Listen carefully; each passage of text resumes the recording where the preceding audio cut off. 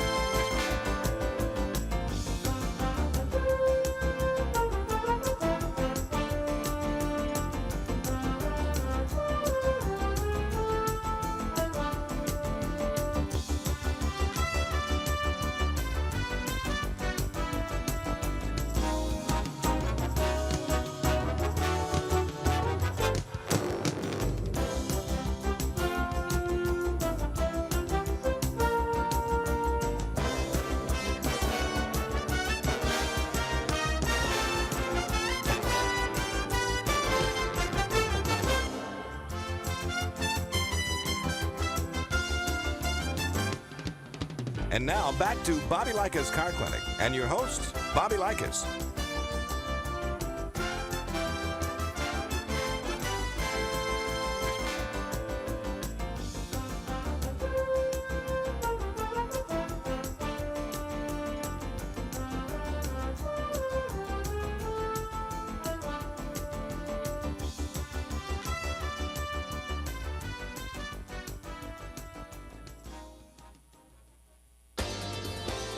You're listening to Bobby Likis Car Clinic.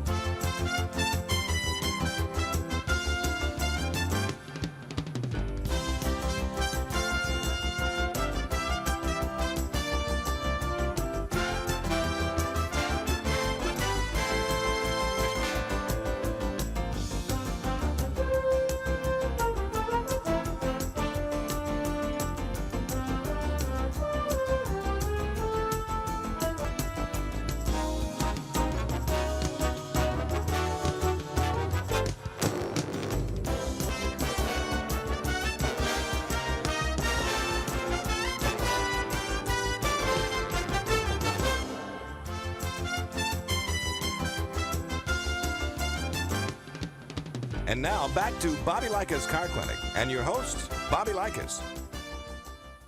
Good morning, Car Clinic affiliates. Your Car Clinic minutes for the week of September 11th, 2017 are about to head your way. So go ahead and press that record button. As always, thank you for broadcasting and listening to Bobby Likis Car Clinic. Have a great weekend.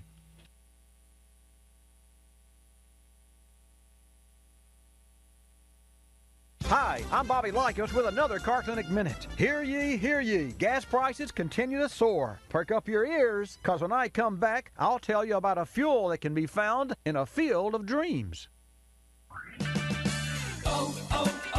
O'Reilly. When your battery goes dead, everything can come to a stop. Don't take a chance on getting stranded. Stop by O'Reilly Auto Parts and get your battery tested free of charge. If your battery does need to be replaced, O'Reilly Auto Parts can help you find the exact Superstart battery that fits your car or truck at a guaranteed low price. O'Reilly Auto Parts, better prices every day. O'Reilly Auto Parts. Friends, farmers, countrymen, lend me your ears. Ears of corn, that is. E85 is a 105-octane blend of 15% petroleum and 85% ethanol derived from corn and can be used in late-model cars, trucks, SUVs, and minivans designed as flexible fuel vehicles, or FFVs. Praised for burning this greener, renewable fuel, more than 4 million FFVs fuel up with E85 today. Though they're dead ringers in looks and cost for gasoline-only vehicles, they earn the name flexible because they can use any combination of gasoline and or E85. There's nothing corny about this alternative power source, so look for a decal under the fuel door to see if your vehicle can use it. I'm Bobby Likis. Like us, you'll love us.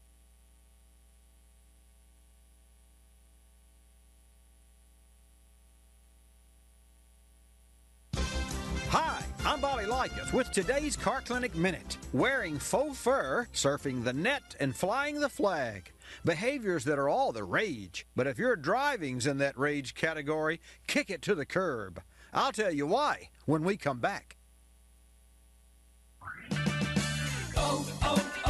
O'Reilly. When your battery goes dead, everything can come to a stop. Don't take a chance on getting stranded. Stop by O'Reilly Auto Parts and get your battery tested free of charge. If your battery does need to be replaced, O'Reilly Auto Parts can help you find the exact Superstart battery that fits your car or truck at a guaranteed low price. O'Reilly Auto Parts, better prices every day.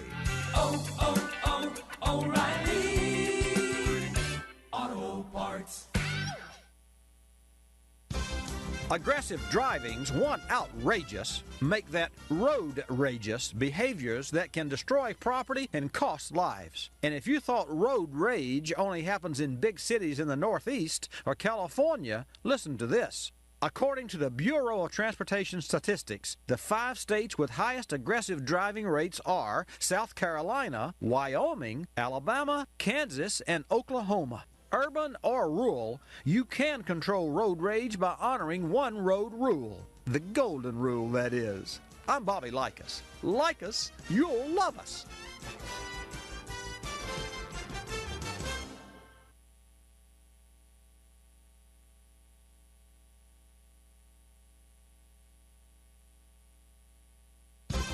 Hi, I'm Bobby Likis with today's Car Clinic Minute.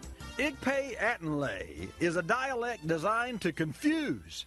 But if Pig Latin is easier to understand than the language spoken when buying a used car, I'll help translate the double talk when we come back. O'Reilly. When your battery goes dead, everything can come to a stop. Don't take a chance on getting stranded. Stop by O'Reilly Auto Parts and get your battery tested free of charge. If your battery does need to be replaced, O'Reilly Auto Parts can help you find the exact Superstart battery that fits your car or truck at a guaranteed low price. O'Reilly Auto Parts, better prices every day. O'Reilly Auto Parts. Need a quick course in Greek to buy a used car? Don't be confused, because I'm going to translate for you. Program vehicles are those that were allotted by car manufacturers to their executives. Off-lease vehicles are offered for sale by dealers at the expiration of a lease. And pre-owned or used vehicles are simply those that are traded in. One more translation? Here's how you say good deal. Pre-purchase inspection. Have your technician give your prospective vehicle a thorough check before you sign on the dotted line. I'm Bobby Likis. Like us, you'll love us.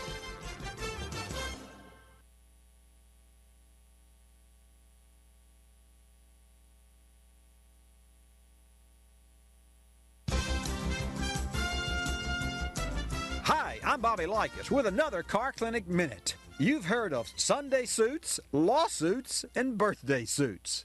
But here's news of a new suit that's not about new at all. I'll give you the third degree on third age suits when we come back. O'Reilly. When your battery goes dead, everything can come to a stop. Don't take a chance on getting stranded. Stop by O'Reilly Auto Parts and get your battery tested free of charge. If your battery does need to be replaced, O'Reilly Auto Parts can help you find the exact Superstart battery that fits your car or truck at a guaranteed low price. O'Reilly Auto Parts, better prices every day. O'Reilly Auto Parts. A new suit that's part motor age, part space age, is helping Ford's ergonomics engineers to develop vehicles tailored for older drivers. A cross between Bee-Catcher's gear and astronaut's wear, third age suits add bulk to the body and restrict movement, simulating the physical changes of aging. By understanding the challenges of older drivers, engineers can design crash avoidance, crash worthiness, and post-crash assistance features into the new generation of vehicles, making what's old new again. I'm Bobby Likis. Like us, you'll love us.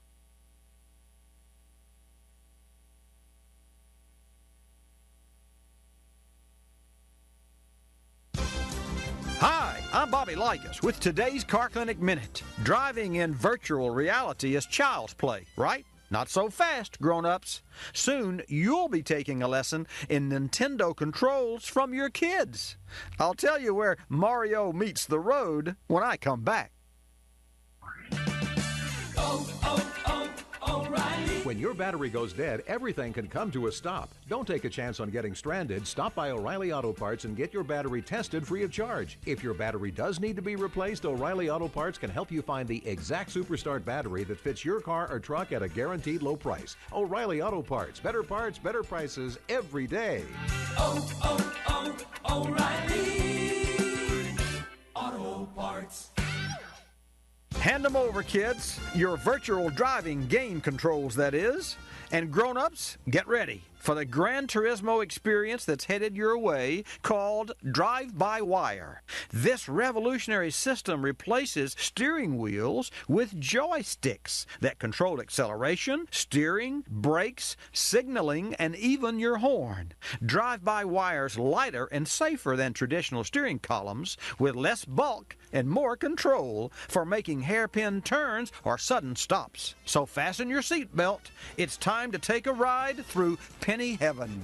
I'm Bobby Likis. Like us, you'll love us.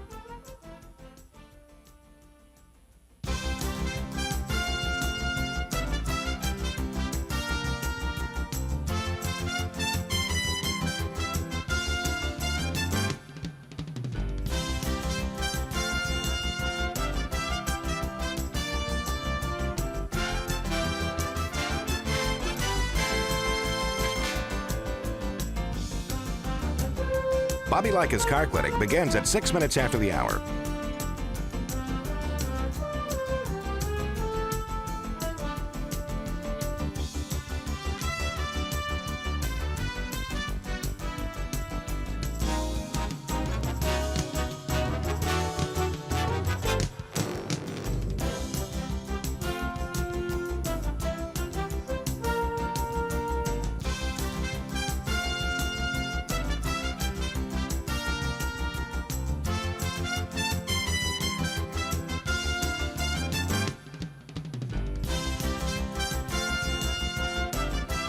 Bobby Likis Car Clinic begins at 6 minutes after the hour.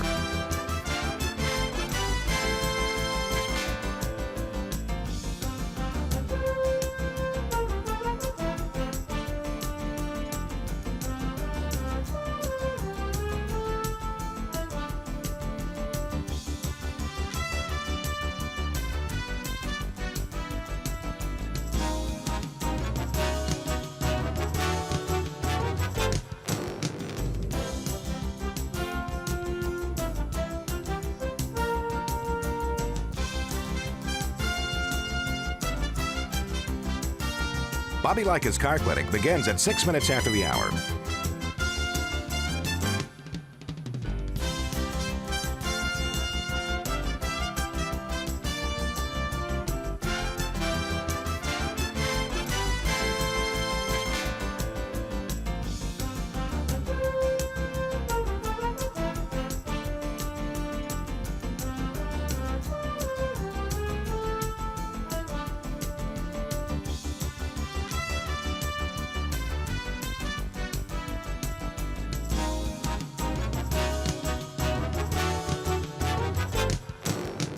Bobby Likis Car Clinic begins at 6 minutes after the hour.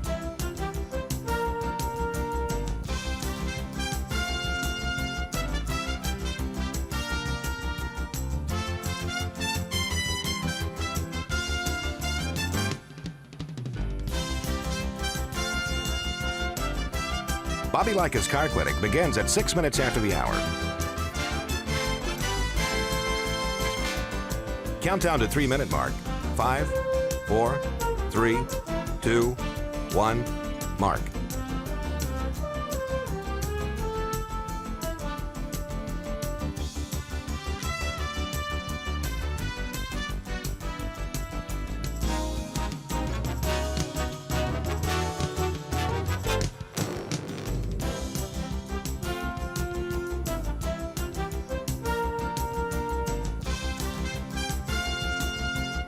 Bobby Likis Car Clinic begins at 6 minutes after the hour.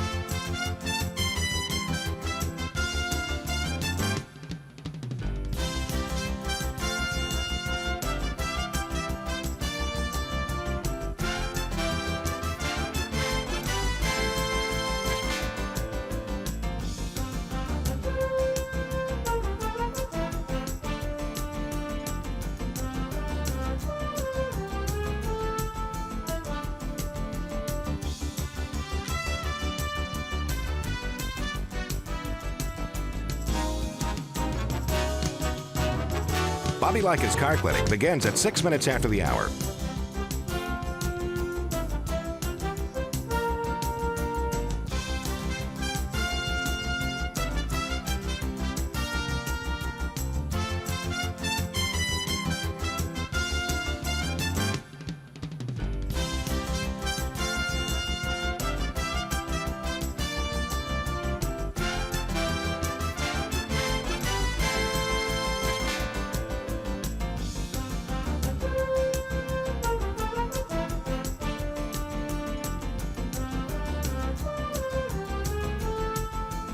Bobby Likis Car Clinic begins at 6 minutes after the hour.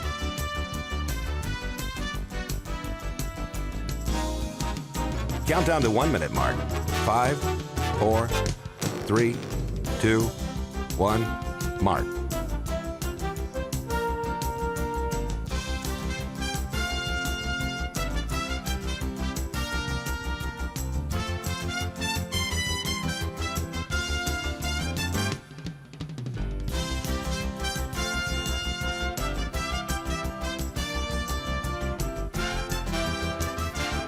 Countdown to 30-second mark.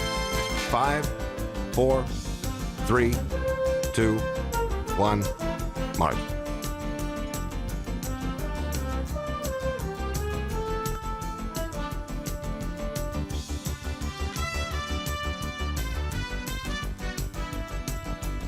Countdown to 10-second mark. 5, 4, 3, 2, 1, mark.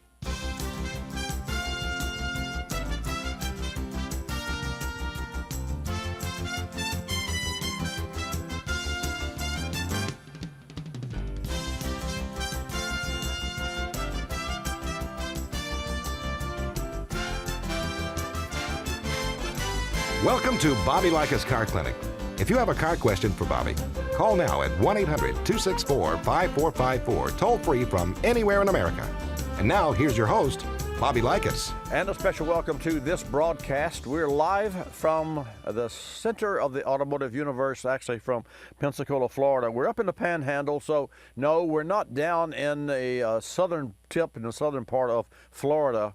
And for the most part, when we talk about the center of the automotive universe and folks think that you're from Florida or hear you're from Florida, they immediately think of Miami and Orlando and those sorts of places. But we are in the Gulf Coast of Florida, which is a good thing, especially given the fact that Irma is honing in on Miami and the southern tip of Florida, our state, and even centering itself. So here's what I'll do today. If you have a question, if you're down in that part of the country, one of our affiliates there in Daytona or Lakeland or Orlando area, feel free to call and I will give you advice on how to prepare your automobile. Of course, you should already have had it prepared and should be on the road, but if you have any challenges. And then also, I'm going to share with you some ways that you can tell if a used car has flood damage. Now, that won't apply to Floridians at this time, but it will apply to folks due to the Texas, because the hurricane in Texas is, I don't know how many millions of cars that are there. So the bottom line is, right along with me this hour, give a call. Jan will take your questions at 888-227-2546 when I come back.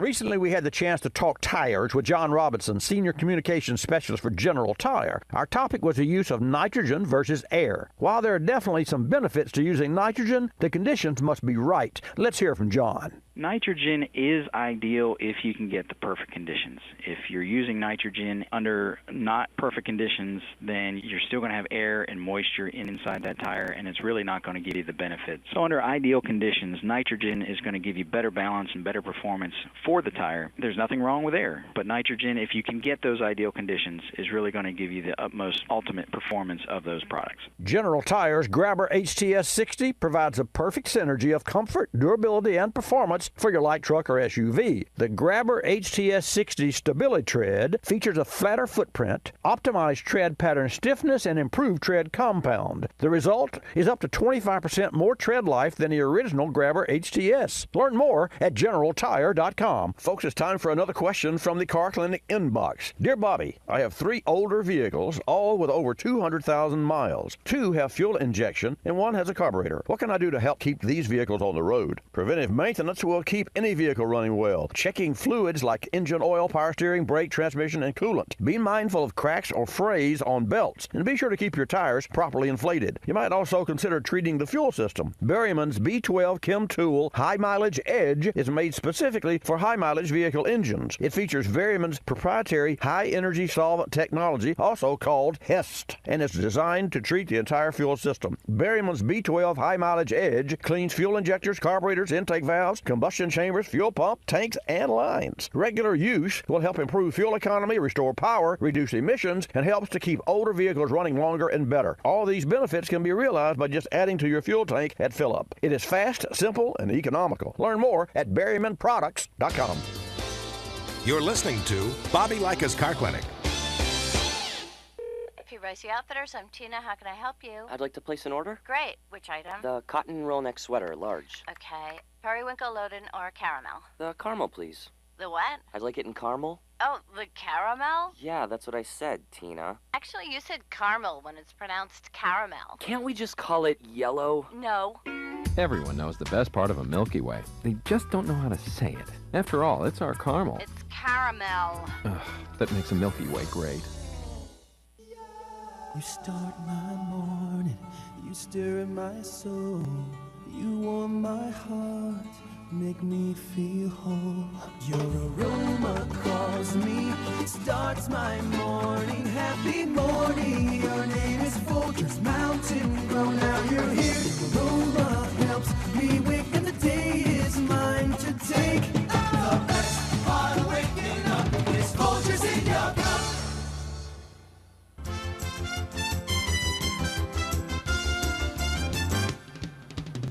And now back to Bobby Likis Car Clinic and your host, Bobby Likis. Okay, let's get started with this segment of Bobby Likis Car Clinic, brought to you in part by General Tire and the new Grabber HD, a heavy-duty, all-season tire for commercial light trucks and for vans. The Grabber HD delivers long, even tread life, durability, confident traction, and handling.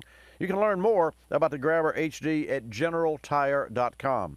And speaking of tires, given the fact that Florida is in the state of emergency that it is, and even more to come over the weekend, the tires should be one of the first things that you look at on your automobile. And you can take a penny and pinch the penny and put the head of Abe into the tread of your tire.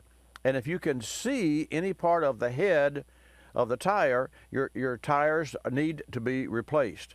Now, what does that mean? It means the distance, here's the technical side, you know me, folks. The distance between the edge of the penny and the top of Abe's head is 230 seconds. So if you can see any of that distance between there, then the tire tread is not deep enough to hide the head. You want the head of Abe to be hidden. And that's the real measurement. So it's really an easy, and you can, it's a lot cheaper to have a penny than it is to go buy a tread gauge, I guess. I'll tell you what we're going to do. And I mentioned about different ways that you can tell if a car's been flooded. To my surprise, on the phone with us and called in from our longtime affiliate, in fact, our inaugural affiliate some 25 plus years ago, WNDB 1150 AM in Daytona Beach, Florida. Yes, that's right. Daytona still stands as we speak. Let's go to Daytona and let's talk live with Terry Sabiston, who is a motorsports director for WNDB and also 93.5 FM. Is it 5 or 4? Terry, welcome to Bobby Likis Car Clinic. It's 93.5 FM, and I'm this time of year, I'm not much of a sports director. I'm more of a football guy, but we haven't had a lot of that here with high school football, so I figured I'd just see if I could give you a hurricane update. Well, we have nothing going on here. It's a beautiful day. Yeah, it's a beautiful day here, Terry, and to that end, because the governor canceled all of the schools, right? Right. So here we are in Pensacola, Florida, a long way from Miami, and we're about 7 hours from you in Daytona by car.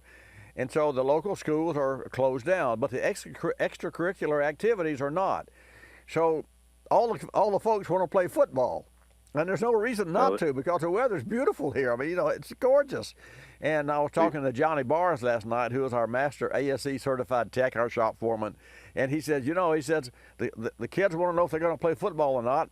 And so the principal of the school came on, or the local school board administrator, and after there was some Facebook was all aglow about, well, are we going to play ball or not? It was really kind of funny. And so he came on and he says, this is just, you could tell he was a little bit aggravated. This is just to reiterate, the schools will be closed, and it will be up to the I guess the people who play ball to decide whether or not they want to play ball. And so it's very interesting. But let's talk about the hurricane, and let's talk about really the situation in Daytona. And what do you think? How's it going there? Well, everybody's getting ready, and the preparation's going on, and that's good to see. It's a tough decision whether to evacuate or stay here, but with a volume of people that have evacuated, I've made the decision. We're going to me and my wife are staying here. We got 6 radio stations here, but counting NDB, And so we got to keep an eye on that. Our engineer just touched base with me, and we're looking good. We'll go to simulcast for all 6 of our stations, and it'll be WMDB on 6 radio stations with help from the other stations joining in to keep everybody updated. But right now, preparation's going on. Some of the gas stations are out of gas. We found a few that still have gas. I think the local grocery store is going to close down this afternoon, but they've kept the shelves pretty stocked. It's been a preparation for a few days, and I think that's where everybody's at. I think we're getting ready. I don't see a tremendous amount of activity going on now. You get out near the interstate and traffic's busy, but people are starting to get settled in and get comfortable where they're at and see what's going to happen. And that's where we're at. We're not sure what's going to happen, but this is Florida, and my family's from Florida. My dad's up in the Carolinas, and he asked me what I was going to do. I said, well, my granddad lived down here for about 35, 40 years, and he never evacuated, so why should I? Well, and that's true. Of course, we went through, and folks, we're talking with Terry Sabiston live in Daytona Beach, Florida, as we speak. So in 2004, of course, Ivan came through Pensacola and through the Gulf Coast and surrounding areas, and it was really a terrible time for our community. Having said that, I can I categorically say that since 2004, the rebuild process, and I want to look at, it's just by nature to look at the positive side, excluding any potential for lives being lost. And we've heard this from all of the broadcasters, and I have to say that from the government to the state to the local, I've never seen such collaboration with regard to preparation for any storm in my life. And I think probably a lot of the collectiveness and the collaboration has come because we had the recent hurricane that devastated Houston and surrounding areas, Rockport, and many parts of Texas that I can't recall right at the time, except that to say that we're all like top of mind awareness of how bad a hurricane can be.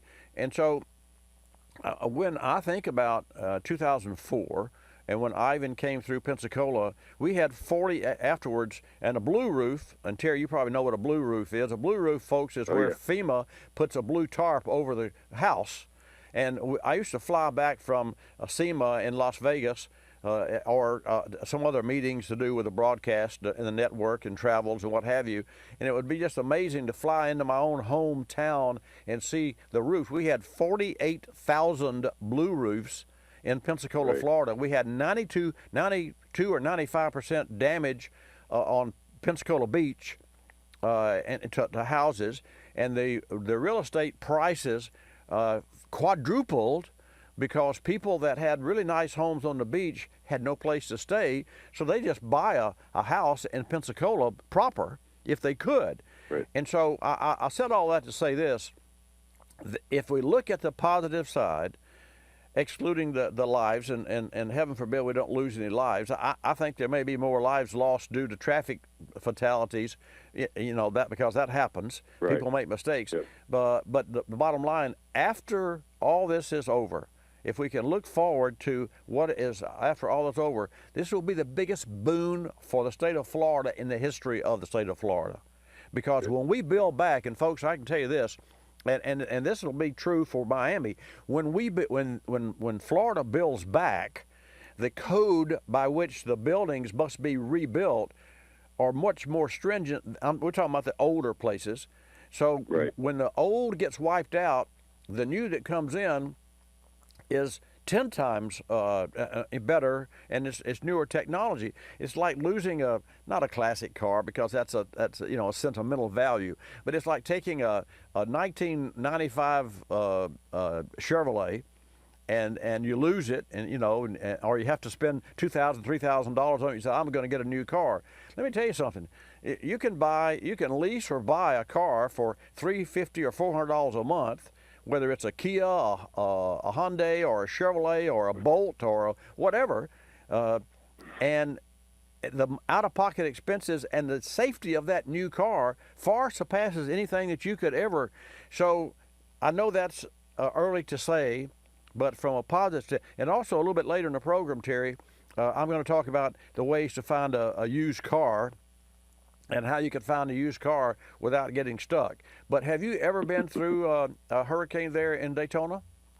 Yeah, we were here in '04, and Ivan hit us. So did Francis, Gene, and Charlie. So I've seen 4 in about an 8-week period there. And if you remember, I think Ivan came back around again and got us twice. So we've seen it and been through it. I took off from Matthew just because I had a brand new car that had 230 miles on it, and I couldn't see sitting here. Well, under those circumstances, it was a great excuse to drive your new car, right? it was a good one, and we left late for Matthew, and they had already evacuated the coast along the Carolinas, and we drove right up 95 into Columbia in less than 6 hours. So it was one of the smoothest trips I ever had, the least amount of traffic I ever seen. I don't think I'm going to wait again like that, because it wasn't a comfortable feeling knowing that you couldn't buy anything to eat, you couldn't buy gas, everything was closed. You better have everything you want in your car with you. That was the thing that we realized once we got through with the trip, that there wasn't anything out there that was open. So Terry, looking back, and also I have a hard break coming up, but I'd like for you to stick around through the break if you have time. Absolutely. Okay. I got a car problem too. Well, I'd be disappointed if you didn't ask a car question. So, in fact, that happens to me quite often. I'm having dinner somewhere, and a total stranger walks up and says, "I don't want to bother you, but would you mind if I ask you about a car question?" And there was a time in my life when I would say, "Just leave me alone, let me eat." But now I just say, "Well, I'd be disappointed if you didn't ask me one." So let's stick around for the break, then come back, because I want to ask specifically about Daytona Beach, the beach area, and as compared to the inlet area and what damages historically. And folks, don't touch that dial. Very interesting. Let's dive into another Car Clinic email. Dear Bobby, my vehicle has just gone out of warranty. It has 48,000 miles, and now all maintenance is my responsibility. Can you suggest a maintenance checklist? I'd like to keep this vehicle long term. Assuming your vehicle is about 4 years old and has just under 50,000 miles on the odometer, we suggest starting with the fluids. Think brake fluid, transmission fluid, and of course coolant. The cooling system is often overlooked. While coolant and cooling systems have evolved through the years, they still need service. Have the cooling system flushed and refilled with a proper antifreeze coolant for your specific vehicle, and inspect all belts and hoses. And don't forget the thermostat and radiator cap. Complete the system service with a new Stant Superstat and a new Stant radiator pressure cap. This is a great way to extend the life of all cooling system components and add reliability to your vehicle. Stant products meet or exceed OE quality in both fit and function. Learn more at Stant.com. That's Stant.com.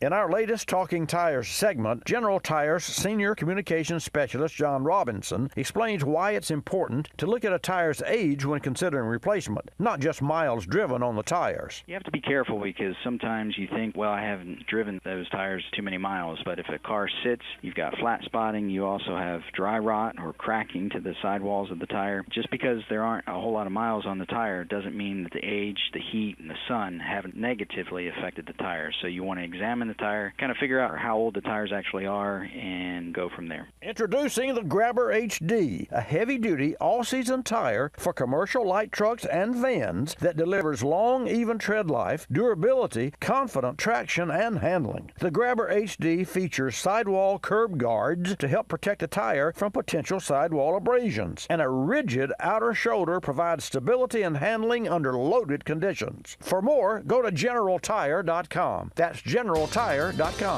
You're listening to Bobby Likis Car Clinic. The airlines like to have sales. Summer getaway sales, holiday sales, winter sales. Truth is, at any moment, some airline somewhere is on sale, with low fares to great destinations. Travelocity knows exactly what's going on, who's on sale, to where, and when, at over 700 airlines worldwide. We even have this nifty feature that lets you look at a calendar so that you can see exactly the days the great fares are available. Travelocity.com. Go virtually anywhere. AOL keyword, travel. Hun, guess my temperature. It's 2 a.m. Go to sleep. Come on, one guess. Higher, 98. Higher. Higher, 99. You're getting warmer. Wait, I'm getting warmer. Cold symptoms keeping you from getting a good night's sleep? Get NyQuil, the nighttime sniffling, sneezing, coughing, aching, stuffy head, fever, so you can sleep better to feel better medicine. Use as directed. One more guess. 100? Yes. Tell her what she's won, Bob.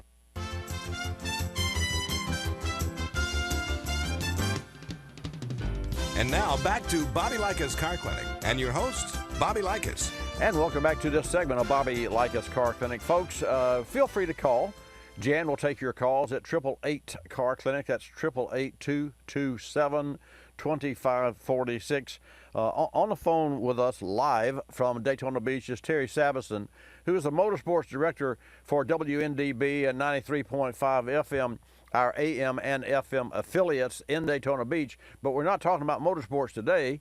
We're talking about, of course, Irma and the potential for Daytona Beach and that area. So, Terry, before the break, my question to you was compare the Daytona Beach area and what is the proper name for Daytona Beach? Daytona. Well, Daytona Beach, and then we've got Ormond Beach and Daytona Beach Shores and then yes. Ponce Inlet and Wilbur by the Sea, and that's all the barrier islands, and they're talking mandatory evacuation barrier islands by I think 5 o'clock this afternoon. Okay. Still, that's not definite. We'll find out as the storm moves around, but usually that's what they do is evacuate the barrier islands and shut the bridges down once the wind gets up to a certain speed, and tell you you're on your own if you stayed over there after that, because the first responders aren't going to come out until the storm wanes off. But we saw damage from Matthew. Quite a few of the motels beachside took a lot of damage, and it took them a while to get back open again. The area, you're right there on the water, and this storm, it looks like you're probably going to get more of it than we are from the looks of it at this point, but you never know. It might turn around and come right back across the state once it gets out in the Gulf. So it's unpredictable, and you got to be ready for it. And they've been through this before. I remember, I think it was Floyd that lifted the roof on the Adams Mark, and we had water coming down through 15 stories, and that was a mess years back. Well, and to that end, you talk about us. We're in the northwest. In fact, folks, Pensacola, which is where our studios are, is as far to the north and the west of Florida as you can get, and we're only like 35 miles from the Alabama state line, and as a result, that's a good thing today, perhaps. But as a result, when a hurricane gets in the Gulf and comes due north and sort of gets centers, from Louisiana all the way over to Panama City and toward Tallahassee, that whole Gulf area is very susceptible. I hope that we don't get it, but there again, you never know about a hurricane. I forget which one it was that kind of went toward Texas and then it stopped and came back. Maybe it was. I think it was Ivan. Maybe it was Ivan and I know that there are currents that supposedly steer hurricanes, and I don't know what the latest coordinates of Hurricane Irma are as we speak, but I just know that it's moving a little bit to the west, and I don't know. Do you have any updates on that? I know it hadn't made that north turn yet, and that's what they're waiting on to see when it turns north. I think Cuba slowed it down a little bit. I think speeds were down to 130, so that's good news. And that's the good news for us. It looks like that we were concerned it was going to come right down the coast, and I believe it's past that point now. And that would have been the worst case for us, I believe, is if it was right on us or right near the coast. Well, it looks like it hadn't made that turn yet. But either way, this thing's 700 miles wide, and even though it looked like it's broken up some from Cuba, it's nothing to play with, and you got to be prepared. Yes, and to that end, you said it had not made a turn north. It was in my analytical mind, how do all of the models, our model, the European model, how do they know it's going to turn? Because it looked to me like it was going to go to the tip of Florida on a north-south pole and then turn exactly right. And I don't know how they could ever predict that. I know there are models, I know there are currents that steer it and what have you.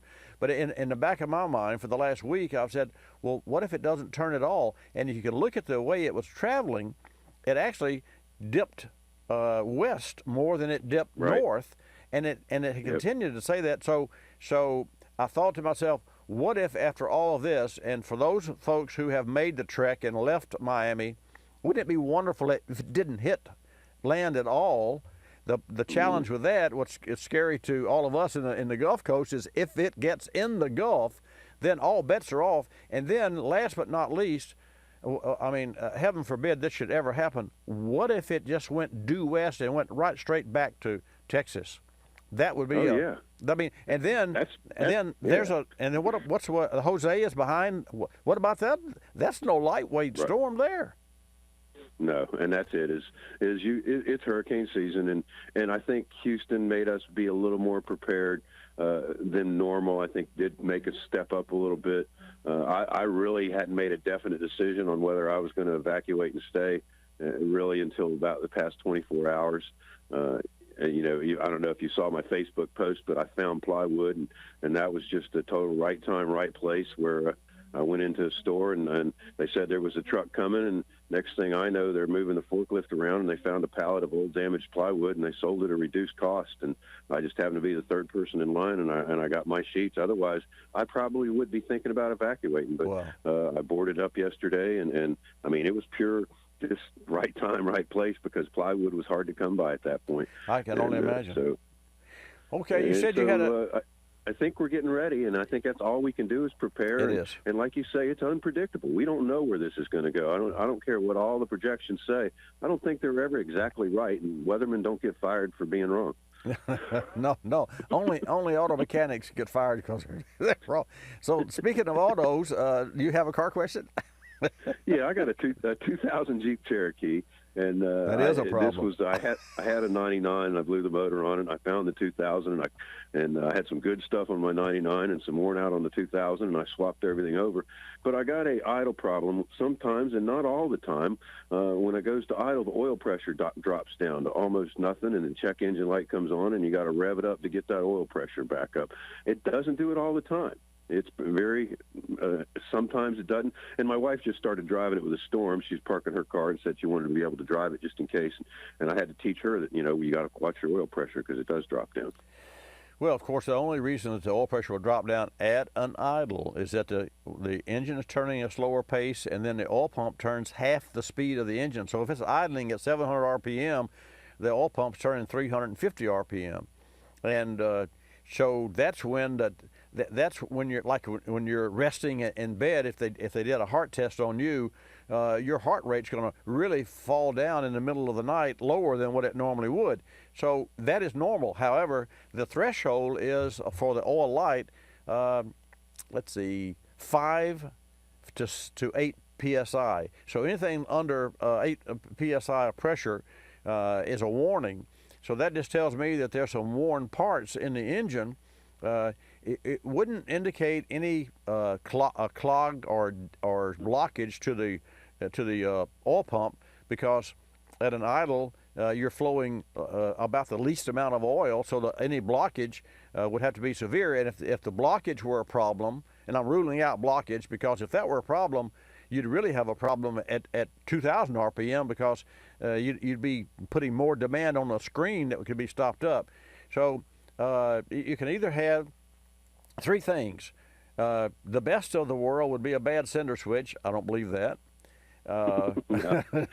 Okay. No, I get the light. I get the light, and I got to gauge both. So that tells me that I got two things there. Good. And then the second thing would be just engine wear, and a third could be the oil pump. I imagine it's engine wear. How many miles on the engine?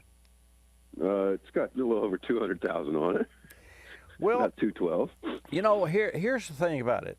If there's no, do you ever get any lift or no? I know you race the engine up when you see the light come on, but it doesn't matter. There are times that you're going to run the car at low pressure. Do the lifters ever make noise?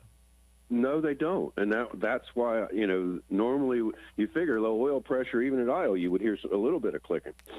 Well, not if you didn't have any air, because it takes less than probably 5 psi pressure is going to hold the lifters up, because of hydraulic.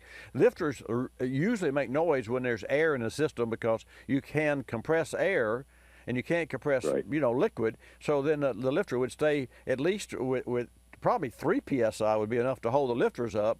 Well, maybe a little more. But the bottom line, probably a set of main and rod bearings would correct that, and a new oil pump. But let me just say this: in the future, if you decide to replace the mains and rod bearings, and that can be done with the engine in the car, and it's an affordable, but that will be something that really a true technician should do, and an engine man, because there's an art to rolling a new upper half, and that's what you have to do, to roll the bearings into the main bearing.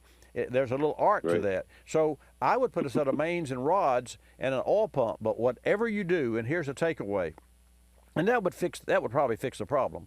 But here's what you don't want to do. Don't put any kind of super high volume, high pressure pump, because once you restore the oil pressure, if you decide to go that route, once you restore the oil pressure, the rings are going to see 10 times more oil or 5 times more oil, because the rings and the bottom of the pistons and the cylinder walls are only lubricated by a splash that comes from the rod bearings. And when you've got increased oil pressure, then all of a sudden the rings have to scrape more oil off the cylinders than they have in 100,000 miles.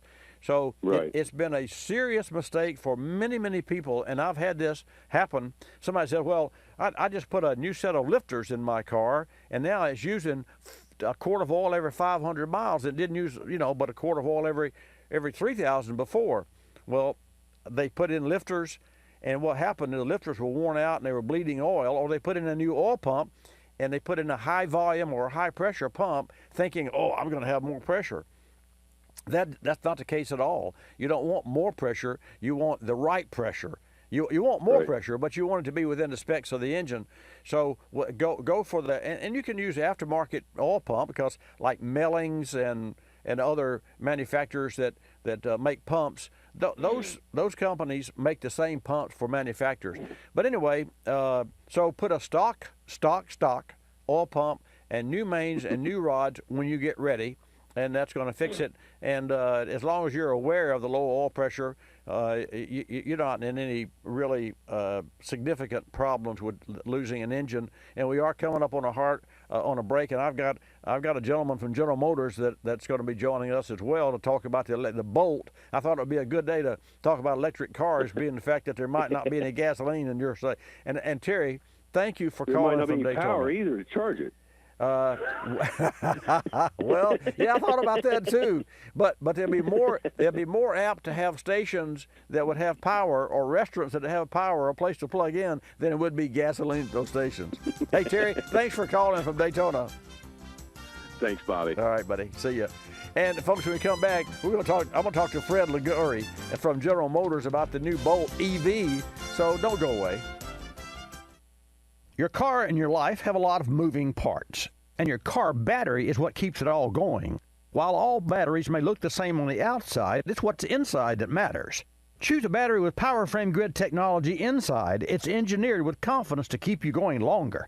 That means you can trust your battery with PowerFrame to be there start after start. Visit Advance Auto Parts or CarQuest for a battery with PowerFrame grid technology, or learn more at powerframe.com. It's Mosquito Awareness Week, and Dynatrap has 3 simple steps to help you stay safe from mosquitoes this summer. 1. Remove standing water in planters and other places water can collect. 2. Wear light-colored long-sleeve clothing and apply repellents when outdoors. 3. Inspect and patch holes in screen doors and windows. Head to Dynatrap.com/Mosquito Week for more tips and tricks on keeping mosquitoes at bay all summer long. You're listening to Bobby Likis Car Clinic. Waking up can be a chore, but mornings knocking on my front door. Know just what I'll do.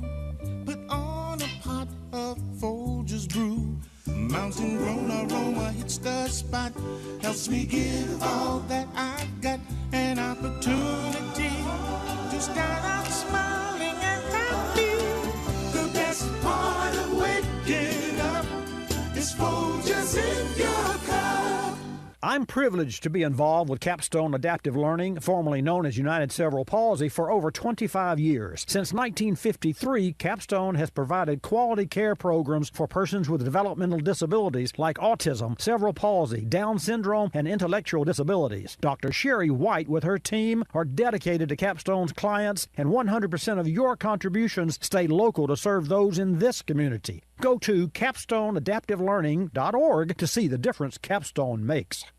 Technology moves at the speed of innovation, and today, that's lightning fast. So when you get your hands on the latest tech, don't forget to do the right thing with your old devices. Recycle them. The Consumer Technology Association and its members are making recycling your old tech device as easy as purchasing new ones. Just go to greenergadgets.org, type in your zip code, and you'll instantly find the responsible recycling location closest to your home. You'll also find lots of tips to simplify your recycling, like asking the store where you buy your new TV if they'll haul away your old one. Television sets, video game consoles, smartphones, tablets, they're all recyclable. Don't let them clog up your local landfill. Just visit greenergadgets.org. You're sharp enough to get the latest tech tools into your home.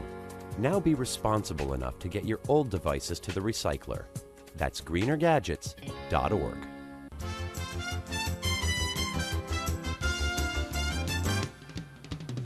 And now back to Bobby Likis Car Clinic and your host, Bobby Likis. And welcome back to Bobby Likis Car Clinic. Call your car questions at 888 Car Clinic. But first, on the Car Clinic hotline with us now is Fred Liguri, Chevrolet EV, that's electric vehicle communications. Fred, welcome back to Bobby Likis Car Clinic. Glad to have you in the house. Hey, thanks for having me back, Bobby. I appreciate that. Fred, the Chevrolet Bolt EV is making some news right now. If you would, share with our Car Clinic listeners and viewers the announcement. Yeah, so recently we announced that we've hit 50 state availability for the Bolt EV. It's a car that first went on sale in California and Oregon in December of last year. And through the intervening months, we've introduced a number of other states as we've gone along, but with the beginning of September here, fully and nationally available. Well, now that it's nationally available, let's talk about inventory. And do you think there's going to be enough to meet consumer demand? I think that we are prepared to equip our dealers with enough inventory to meet the demand that's out there. Thus far, we've sold about 12,000 vehicles. Lots of happy customers. It's great to hear some of the things that they're saying about the car. And definitely as those early buyers share their experiences with friends and family and others, I think we're well poised to see more folks to come into the Chevy showrooms. Well, no doubt. Let's talk about affordability. How affordable is the Bolt EV? So the Bolt EV is the only affordable long-range electric out there in the marketplace. We set the bar at a 238-mile range for the vehicle, which is really unparalleled in this price point. The vehicle starts at a MSRP of $37,495. That's with destination and before benefits from federal or state incentives, depending on where your listeners are hearing. There may be some of those available to them. Could easily bring the vehicle below $30,000. Oh, that's pretty cool. We're talking with Fred Liguri, Chevrolet EV Communications. Fred, let's shift gears. You talked about range, and so I'd like for you to restate the range of the Bolt EV, but more specifically, how much of a charge would it take, say, in a 30-minute public charge, and how far would that carry you down the road? And are you finding maybe that more and more charging stations are popping up in public places? Yeah, most definitely. So the vehicle's rated for an estimated 238 miles combined on a single charge. What's really cool is we've had some initial owners go in excess of that just based on the way that they're driving the vehicle and really benefiting from the regenerative braking and one-pedal feature that we offer for the car. In addition, if you were to find a public charging station, you would have the ability to recharge up to 90 miles of range in 30 minutes on the car. But more than often what we find are folks are charging at home and using the vehicle as they would in their normal daily lives. In fact, we have some survey data in from our earliest buyers and are finding that over half of them go more than 3 days between charges. So we really did deliver a lot of range in the Bolt EV, enabling folks to do everything that they would normally do in an internal combustion engine vehicle and only have to recharge every 3 days or so. I think it's very interesting to look at where the Bolt was, where the Volt was, and now the Bolt, and then the range. We all started out, and there was range anxiety, but with 238 miles on a single charge and every other day charging, really sounds like the Bolt's going to be a great buy. I understand it's a crossover utility vehicle that looks relatively small on the outside. What's it like on the inside? So it's deceptively small. It's got a very small exterior footprint, and making it very nimble and easy to park in an urban situation. But once you're inside the vehicle, it's really amazing how much room there is. So we refer to the vehicle as a small crossover, largely because of all that interior passenger volume that you get. It puts it on par with or in excess of our own Chevrolet Malibu. Definitely outdoes some other small crossovers out there. And then you've got all that in a very small package, very easy to park and maneuver, whether you're in any part of the state there or whether you're in Los Angeles, New York. I mean, it's just very, very easy to drive. One final question, Fred, and folks, we're talking with Fred Liguri, Chevrolet Electric Vehicle Communications. Now that we're getting into fall, how does the Bolt do in inclement weather? Yeah, so there are a variety of factors that might affect range. You heard me say before, 238 miles worth of range in our car. We have owners going in excess, thanks in large part to how they're driving the car. But terrain, so if you're on hills versus if you're on flatland, may have an effect. And then temperature, right? Some of that ambient temp outside might start to affect. Fall is a great season, especially for down by where you're at.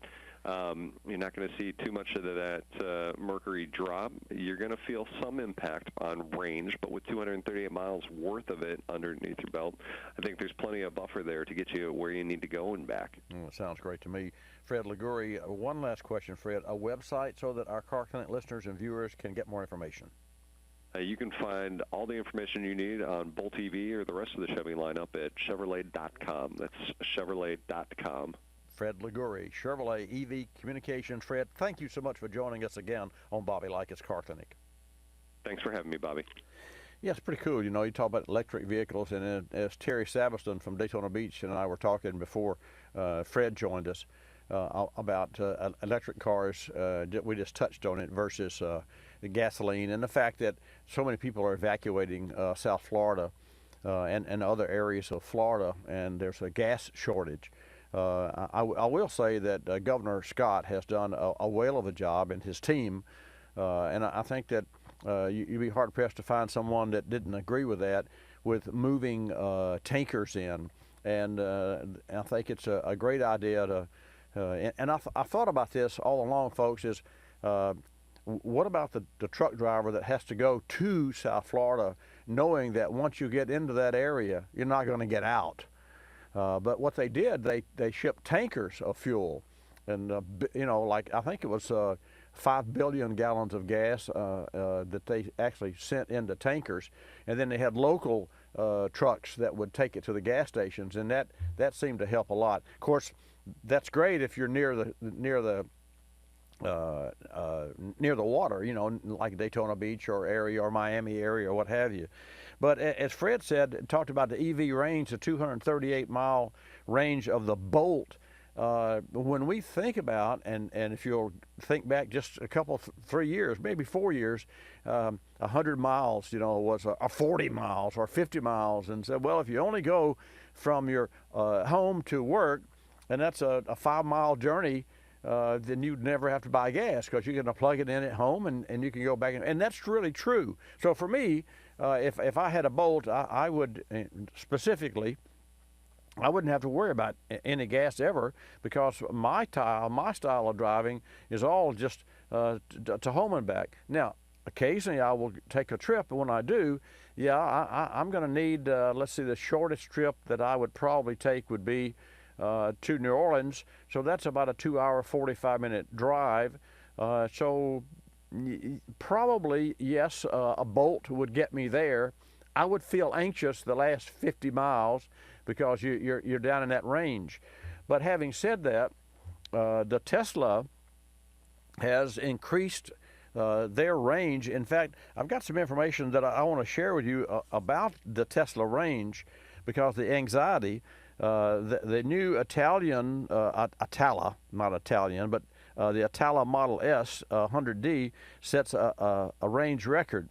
And I remember that Elon Musk said it could be done, and now it has been done.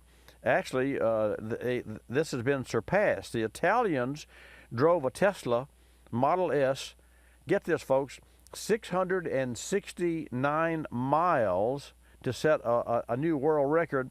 And actually, it's unbelievable because normally this car would go 200 and something miles, but they actually went 669 miles. Now, granted, and that might work on evacuation, but granted, they were going along at 25 miles per hour for like 27 hours, so they could keep the battery at the optimum levels and prolong the charge. But this has been officially verified as the first production electric vehicle to exceed, 1,000 kilometers, 600 plus miles on a single charge. So that was Tesla owners in Italy. So I think that's really interesting when you think about, as Fred Liguri from GM just stated, the temperature has an effect on it. So the cooler the temp, that has an effect on it to reduce the charge or reduce the range, but not drastically. So you're looking at an honest, easy, 238, 200 miles. So 200 miles, and that is at normal driving speed, normal being 55 miles per hour. I'm sure that's the way they set the limit, or maybe they go 70 miles per hour. I meant to ask him that question, but I didn't. So I will say that when you think about the total miles that you can drive on an EV car, it might be good to have one. Now, by the same token, a hybrid would give you the best of both worlds. And Fabio, you drive a Prius, and so yours is what year? Come on the air with me. What year is your Prius? It's an 04. An 04, and you've got how many miles on it? 200. Yeah, I'm right at 200,000. And you did replace the battery pack in the last 6 months, right? Yes. And how did you know the battery pack? I mean, what kind of signs and symptoms did your car give you? The dashboard lit up like a Christmas tree. Oh, really? You mean so you knew right away that you needed to have a new battery replaced? Oh yeah, definitely. But I understand that total cost to you was about $3,000. It was actually right under for the auxiliary and that. And that. Right. So the auxiliary battery and the main battery that drives the automobile. And do you check gas mileage? I mean, you probably don't drive much. Not really, no. No. And how many gallons does your car hold? I cannot recall. Isn't that typical guy? This is not a car. He's not a car guy here. No. It doesn't hold much though. And how often do you buy gas though? I mean, do you have? Of course, it's automatic. It launches on the battery. And you get up to like 20 miles per hour, according to your foot, how heavy-footed. Exactly. Do you pay attention to that, or you just drive it? And when do you get gas? When the gas gets down to quarter tank, or what? Yeah, I wait till it gets down to the last bar because it shows me like a digital bar. Oh, okay. And it probably lasts me. I probably fill up once a week. Sometimes might run into the second week depending on where I travel. And let me ask you this question. From a maintenance standpoint, how's that car been over its 200,000 miles? It's a great car. I haven't had to replace anything on it besides the batteries, of course. And set of tires.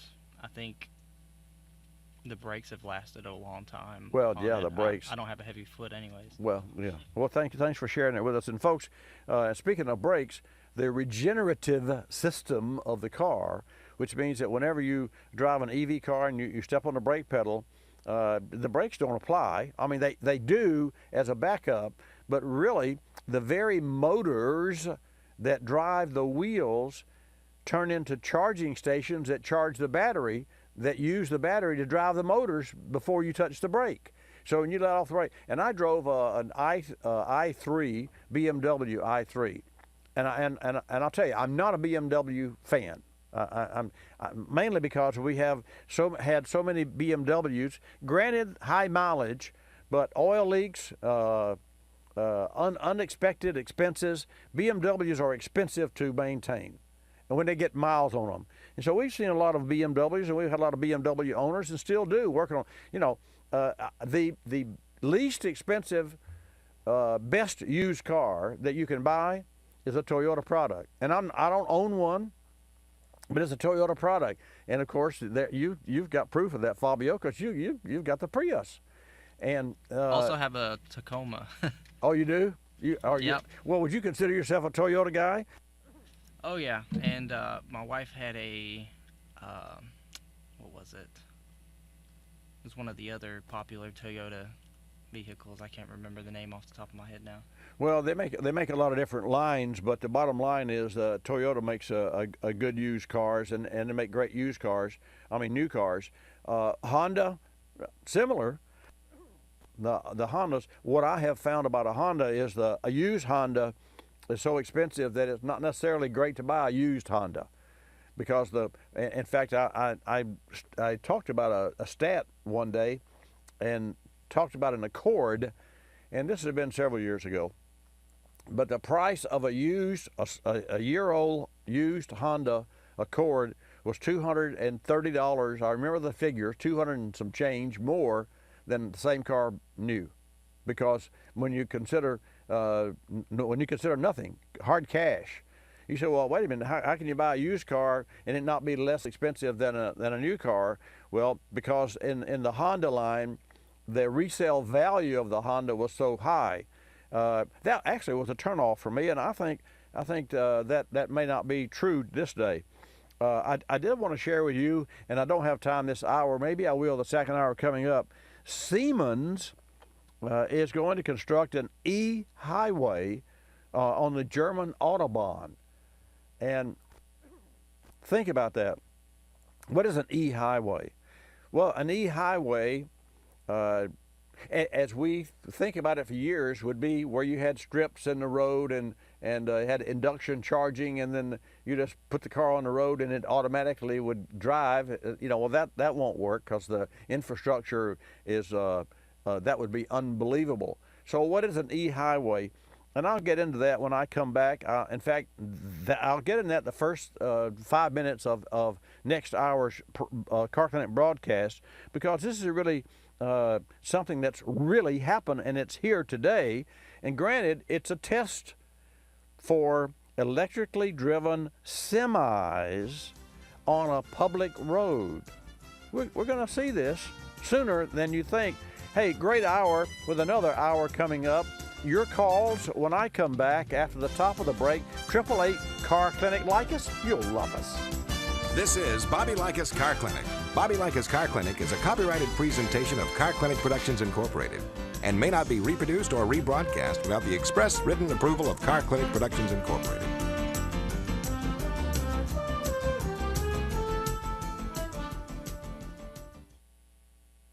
Folks, recently we had a for-sale on a 2014 Nissan Frontier in the shop. The customer said the vehicle wasn't running well, nothing specific, but fuel mileage was down and the vehicle had lost its zip. As he explained, it's a manual transmission, so I know what it should feel like, and it's just not right. The suggested maintenance and ignition service were up to date, and there were no trouble codes. So what was the problem?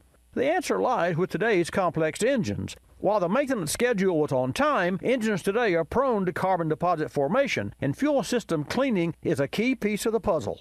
Professional fuel system cleaning is an option, but a less expensive alternative is the use of a pour-in fuel system cleaner. We use Berryman B12 Chem Tool in the shop. It features Berryman's proprietary high-energy solvent, or HEST technology. We poured a bottle of Berryman B12 Chem Tool into the Frontier, and after just one tank of gas, MPG improved and the vehicle regained its zippiness. For more information, drive to BerrymanProducts.com. That's BerrymanProducts.com. You're listening to Bobby Likis Car Clinic. If you're familiar with the Kulseford section of the newspaper, you probably understand this message quite well. You see, in the Kulseford section, everything gets abbreviated. Consonants, vowels, prepositional phrases, the very building blocks of our language are thrown right out the window. And that makes it difficult when you're trying to sell your car. You've got a limited amount of space to work with, and by the time you abbreviate the description of your car down to a couple of fragmented sentences, it sounds less like a car and more like a Bluck sedan with sniffed like new condition lemulls. No wonder more people are selling their cars through eBay Motors. They can post unlimited text and photo descriptions, and with a nationwide marketplace, they're likely to sell it for more. Plus, both parties can be covered by eBay's Vehicle Protection Program. Buyers are happy, Sellers are B, and no one's abbreviating. eBay Motors, a better way to sell your car.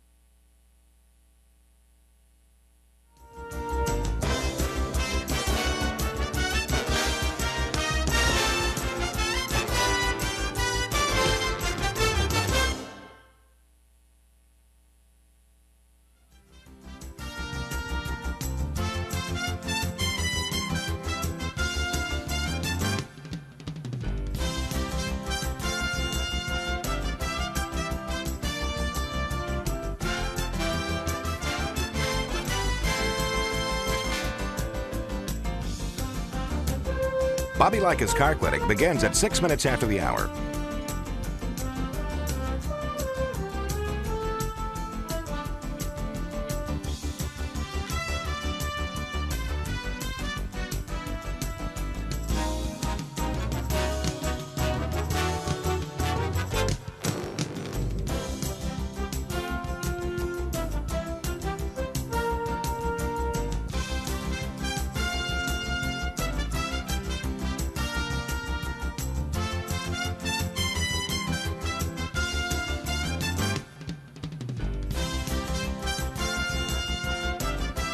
Bobby Likis Car Clinic begins at 6 minutes after the hour.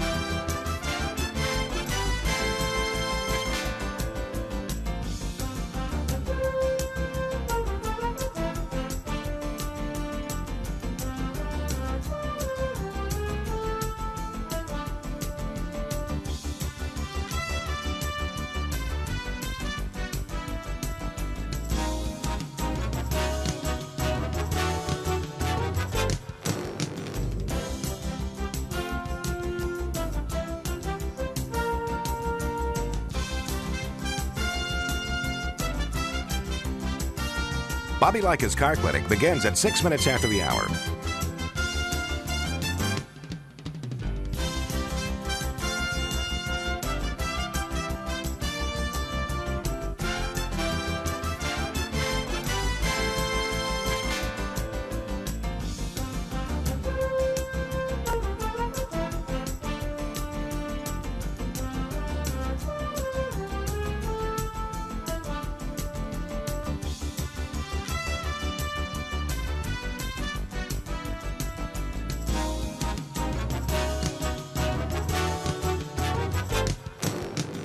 Bobby Likis Car Clinic begins at 6 minutes after the hour.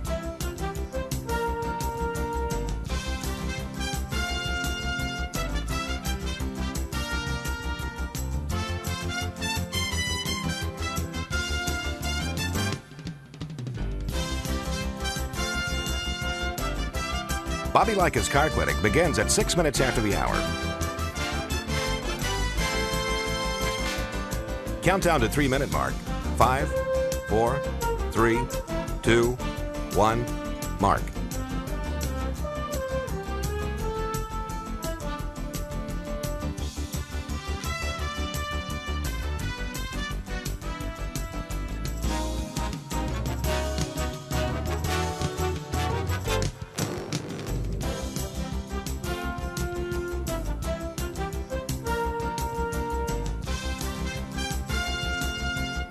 Bobby Likis Car Clinic begins at 6 minutes after the hour.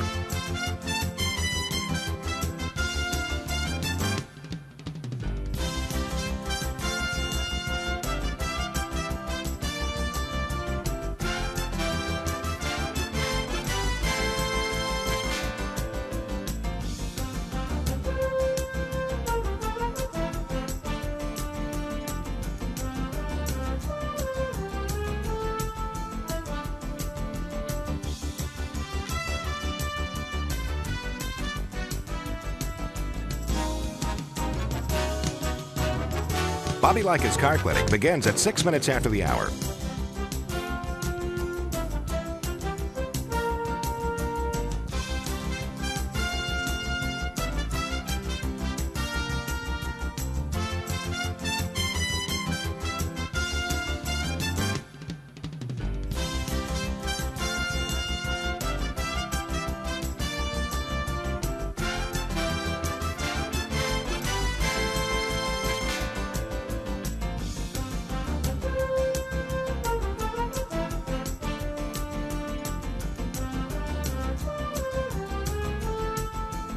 Bobby Likis Car Clinic begins at 6 minutes after the hour.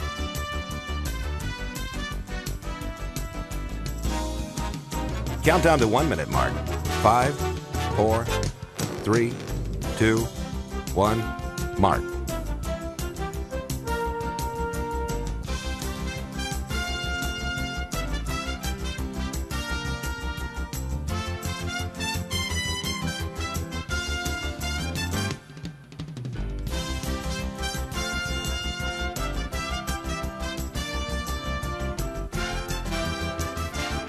Countdown to 30-second mark. 5, 4, 3, 2, 1, mark.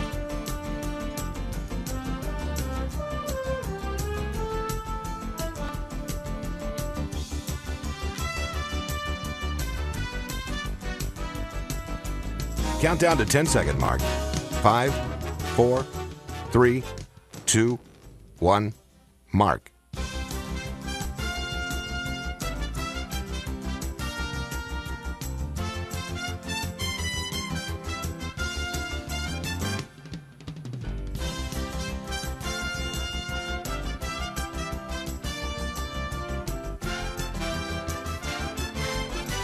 Welcome to Bobby Likis Car Clinic. If you have a car question for Bobby, call now at 1-800-264-5454, toll free from anywhere in America. And now, here's your host, Bobby Likis. And good morning, folks. Welcome to this hour of Bobby Likis Car Clinic. We've had a really interesting program today. This is the second of our second hour of the 2 hours that we broadcast every Saturday from 10 till noon here from the center of the automotive universe, 10 till noon Eastern Time. So your local AM and or FM radio station, or you can tune in to Watch Bobby Live. That's Watch Bobby Live on your iPhone or your computer or any social, any web-based program. We're videocast, actually. We're talking a little bit about, of course, cars and hurricanes and to be prepared. I am going to share with you a way that you can tell if a car's been flooded. That may be premature for the folks in Florida, but certainly not for the folks in Texas that have had the misfortune. This segment of Bobby Likis Car Clinic is brought to you by Power Frame Grid Technology. Batteries may all look the same from the outside, folks, but it's what's inside that really matters. Power Frame Grid Technology inside has been tested to be more durable and provide superior cranking power. You can learn all the details, and you really should do this at powerframe.com. Johnson Controls brand PowerFrame is a grid technology that, for all intents and purposes, in my opinion, has reinvented the battery. Your calls at 888 Car Clinic. When I come back, let's get started and talk about cars and safety. Your car and your life have a lot of moving parts. And your car's battery is what keeps it all going. Here's something to keep in mind. While all batteries may look the same on the outside, it's what's inside that matters. So be sure to choose a battery with Power Frame technology inside. It's stronger, more durable, and keeps you going longer. That means you can count on a battery with Power Frame to be there start after start. Here's another reason to feel good about choosing a battery with Power Frame inside. It's manufactured using the latest sustainable processes. You're moving fast, and you don't want anything to slow you down, especially an unreliable battery. So the next time you need to replace your car's battery, make sure you choose one with Power Frame technology inside. Look for Power Frame on the outside, and know there's true strength on the inside.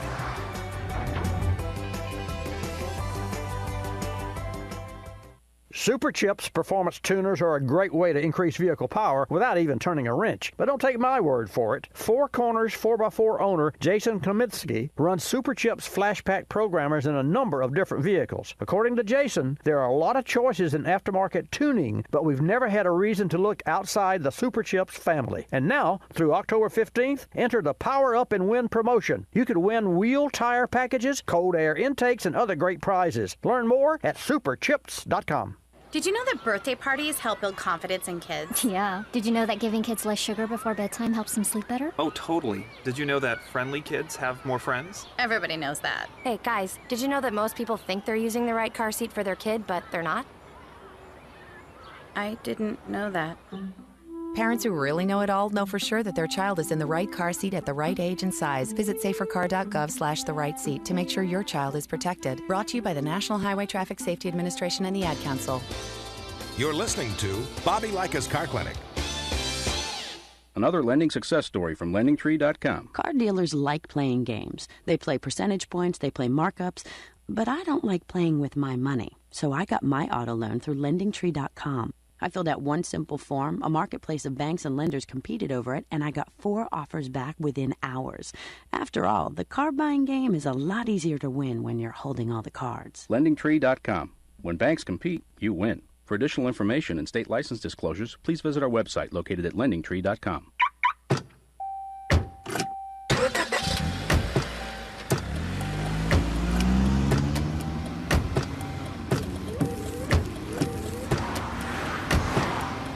Driving has a rhythm all its own. Don't wreck it with a text. Before you get behind the wheel, silence your phone. Or better yet, designate a texter. For more text-free driving tips, visit stoptextstoprex.org. Brought to you by the Ad Council and the National Highway Traffic Safety Administration.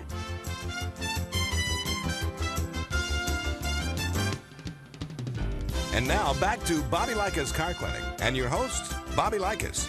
And welcome to this hour of Bobby Likis Car Clinic. Right along, and let's talk cars and safety. And also, I mentioned earlier in today's broadcast that I was going to share with you ways that you could tell if a car has been flooded or in flooded waters.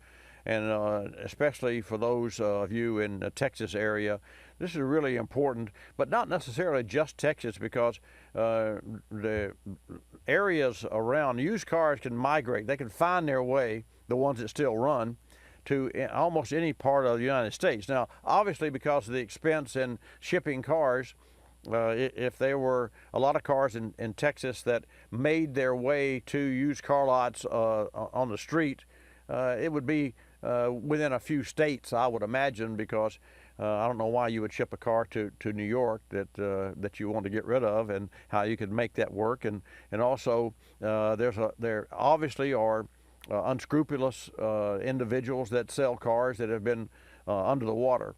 So I'm going to share with you some ways that you can tell if a car has been flooded. But first, I want to give a shout out to Rob Mandeville, former general manager at KODY Radio in North Platte, Nebraska. Here at Bobby Likis Car Clinic, folks, we value all of our affiliates and the in-house teams in which those affiliates work that air our program. So, Rob Mandeville, a special hello. I understand that you're a regular listener to our broadcast, and I appreciate you and appreciate the fact that you indeed have aired our program when you were general manager at KODY in North Platte, Nebraska. Okay, I mentioned Siemens, and they're going to construct the E-Highway. So I'll invite your calls. If you have a particular question about a used car, or you're thinking about buying a used car, how do you determine if that car is a safe buy? And there are easy ways. I started to say easy, and I almost didn't, but there are easy ways that you can determine if a car has been in a flood or not. This is really important over the next 6 months following these hurricanes. And yes, today is the day, live broadcast here, that we're watching the hurricane that, as I understand, has not turned north yet. It has not, Jan? Has not. So that's of a concern, because if that doesn't turn north, then it gets into the Gulf.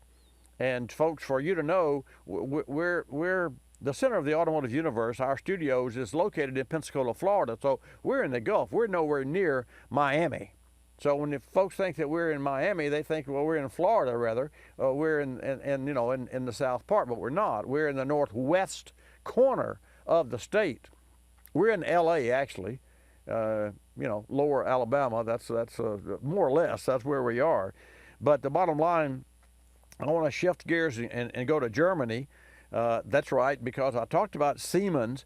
Siemens first revealed the and I mentioned the E-Highway. What's an E-Highway?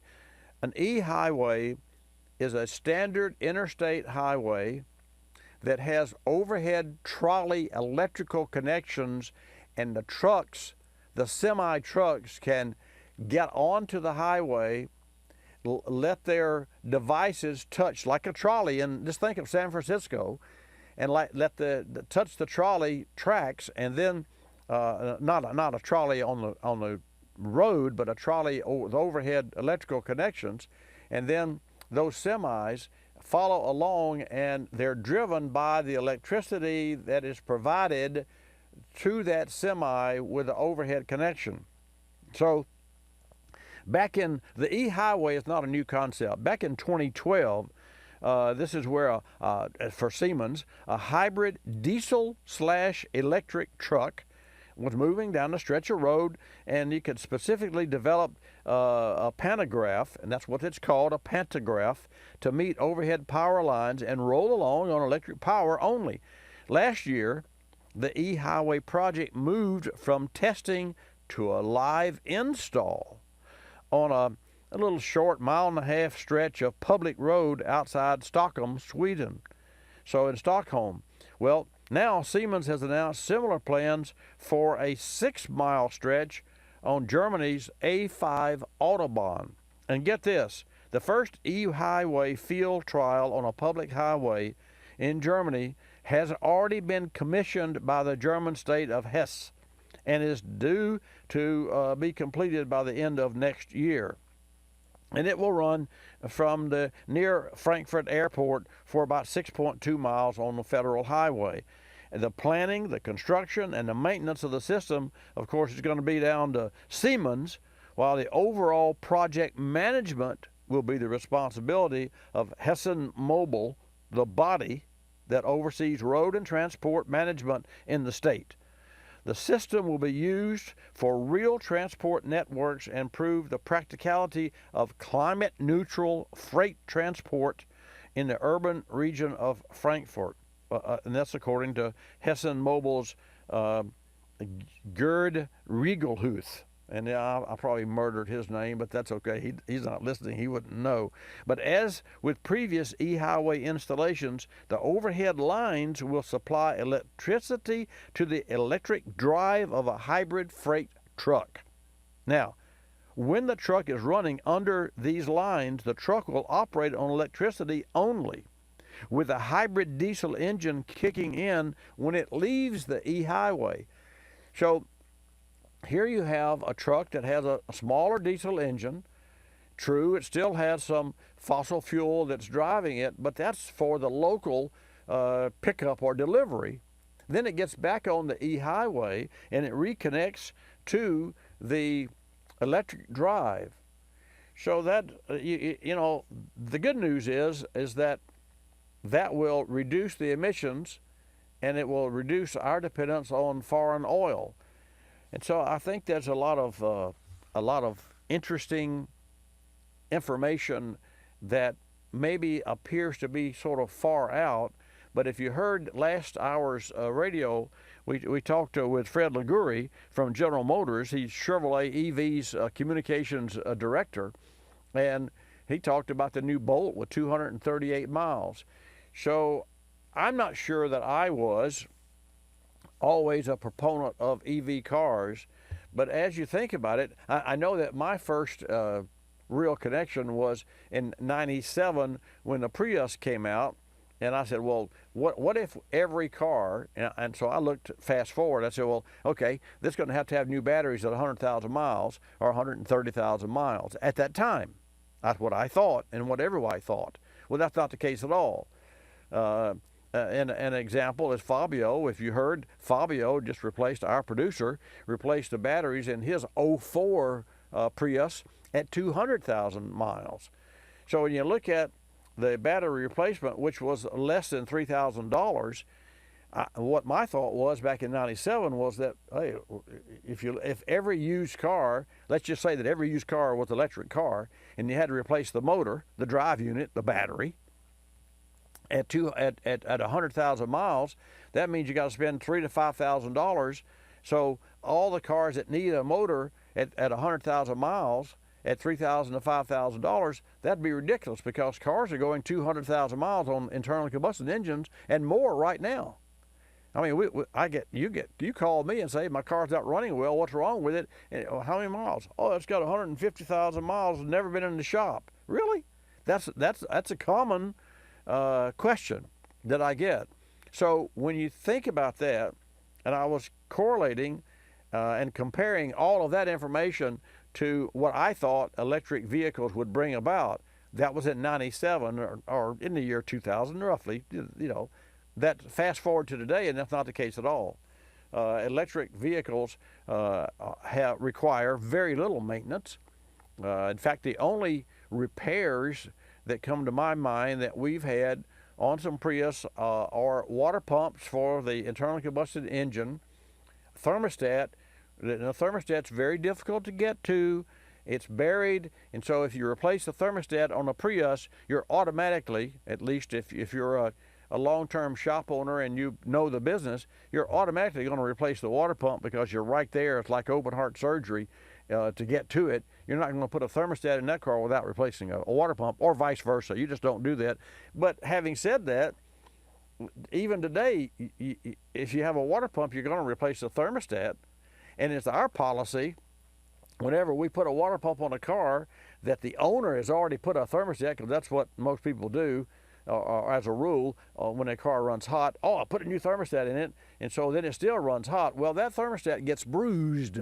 So when we replace a water pump and or a radiator to solve an overheating problem for our customers, we're going to put a new thermostat. And when we do, we're going to put a superstat thermostat, which is a Stant, which is the best thermostat I know that you can buy. And it's made by Stant. It's called a superstat. And it's a thermostat that I've used for more than 10 years in my 46-year car clinic service, automotive repair system, and business. So if you have to have a water pump repaired, even if you've had a thermostat repaired, put a new superstat thermostat in that vehicle and be done with it. When I come back, you're called at 888 Car Clinic. Don't touch that dial. Folks, recently we had an 09 Nissan Xterra come into the shop, and the vehicle was leaking oil, and the owner noticed a burning smell. Once we took a look, we noticed the area around the driver's side valve cover was wet. Not a surprise for an 8-year-old vehicle with over 65,000 miles. They usually leak in the very back of the cover, dumping oil right onto the hot exhaust manifold, or, if parked, right on the ground. We needed to pinpoint the exact cause of the leak and wash away the oil and the grime. We used a shop favorite, Berryman B33 Engine Degreaser. It's an environmentally safe proprietary blend of high-performance detergents and emulsifiers that easily penetrates road grime, dirt, and oil. The fast spray-on, rinse-off cycle saves time and conserves water. As suspected, the valve cover gasket did need replacing, and it was a straightforward job. Using Berryman B33 Engine Degreaser helped us identify and repair the leak and left underhood components clean with no oily residue. Learn more about Berryman B33 Engine Degreaser and other great Berryman products at berrymanproducts.com. Time to go to our Car Clinic inbox. Jim in Indianapolis writes, Bobby, I have a 2010 Ford Explorer, and it's taking more than 10 minutes for the engine to warm up, whereas it used to take 6. I hear you guys talking about Stant thermostats. What makes them so special? Thanks, Jim. You probably heard me talking about the Superstat in particular. Superstat is a premium-grade thermostat that performs better and lasts longer. The Superstat features heavy-duty springs that help return it to a closed position to prevent cold running. A larger heat motor helps control engine temperature, while a heavier gauge steel housing gives it a high-end feel. Just hold one yourself and you'll feel the difference. The Superstat is American-made and comes with a limited lifetime warranty. You definitely don't want to compromise when replacing your Explorer's engine thermostat. The Superstat helps maintain proper air-to-fuel ratio, which maximizes fuel economy, keeps tailpipe emissions in check, and provides optimal performance. Learn more about the Superstat at your local auto parts store or at stant.com. You're listening to Bobby Likis Car Clinic. Telephone tip from Geico Auto Insurance. When calling Geico to switch your car insurance, you will not need acetaminophen, naproxen, indomethacin, ibuprofen, a cold compress, an on-call acupuncturist, or any other pain remedy. In 15 minutes, you could save 15% or more. If it were any more painless, you could do it in your sleep, which is theoretically possible since we offer complete 24-hour service. Call 1-800-947-AUTO, 1-800-947-AUTO. Geico Direct, the sensible alternative.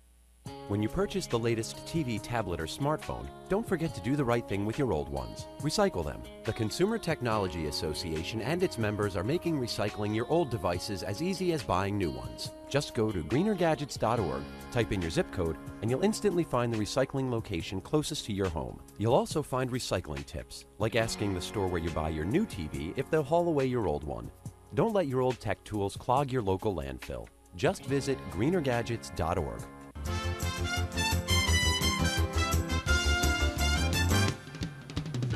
And now back to Bobby Likis Car Clinic and your host, Bobby Likis. And welcome back to this special segment, and it's special because I'm going to give you information about flooded cars and also take your call. I mean, what if, for instance, your car is not flooded, but it just had to drive through some deep water and it's partially flooded? I mean, what are some of the things that you can do? What are your questions there? Miss Jan will take your calls at 888 Car Clinic, 888-227-2546. So that's a really good question, because not always is a car totaled when it's flooded. Now, when do you know when to hold them and when to fold them? How do you know? Therein lies the real question. And I'm going to tell you what happened to us yesterday in our Car Clinic Service pre-repair shop. We perform a lot of PPI, pre-purchase vehicle inspections.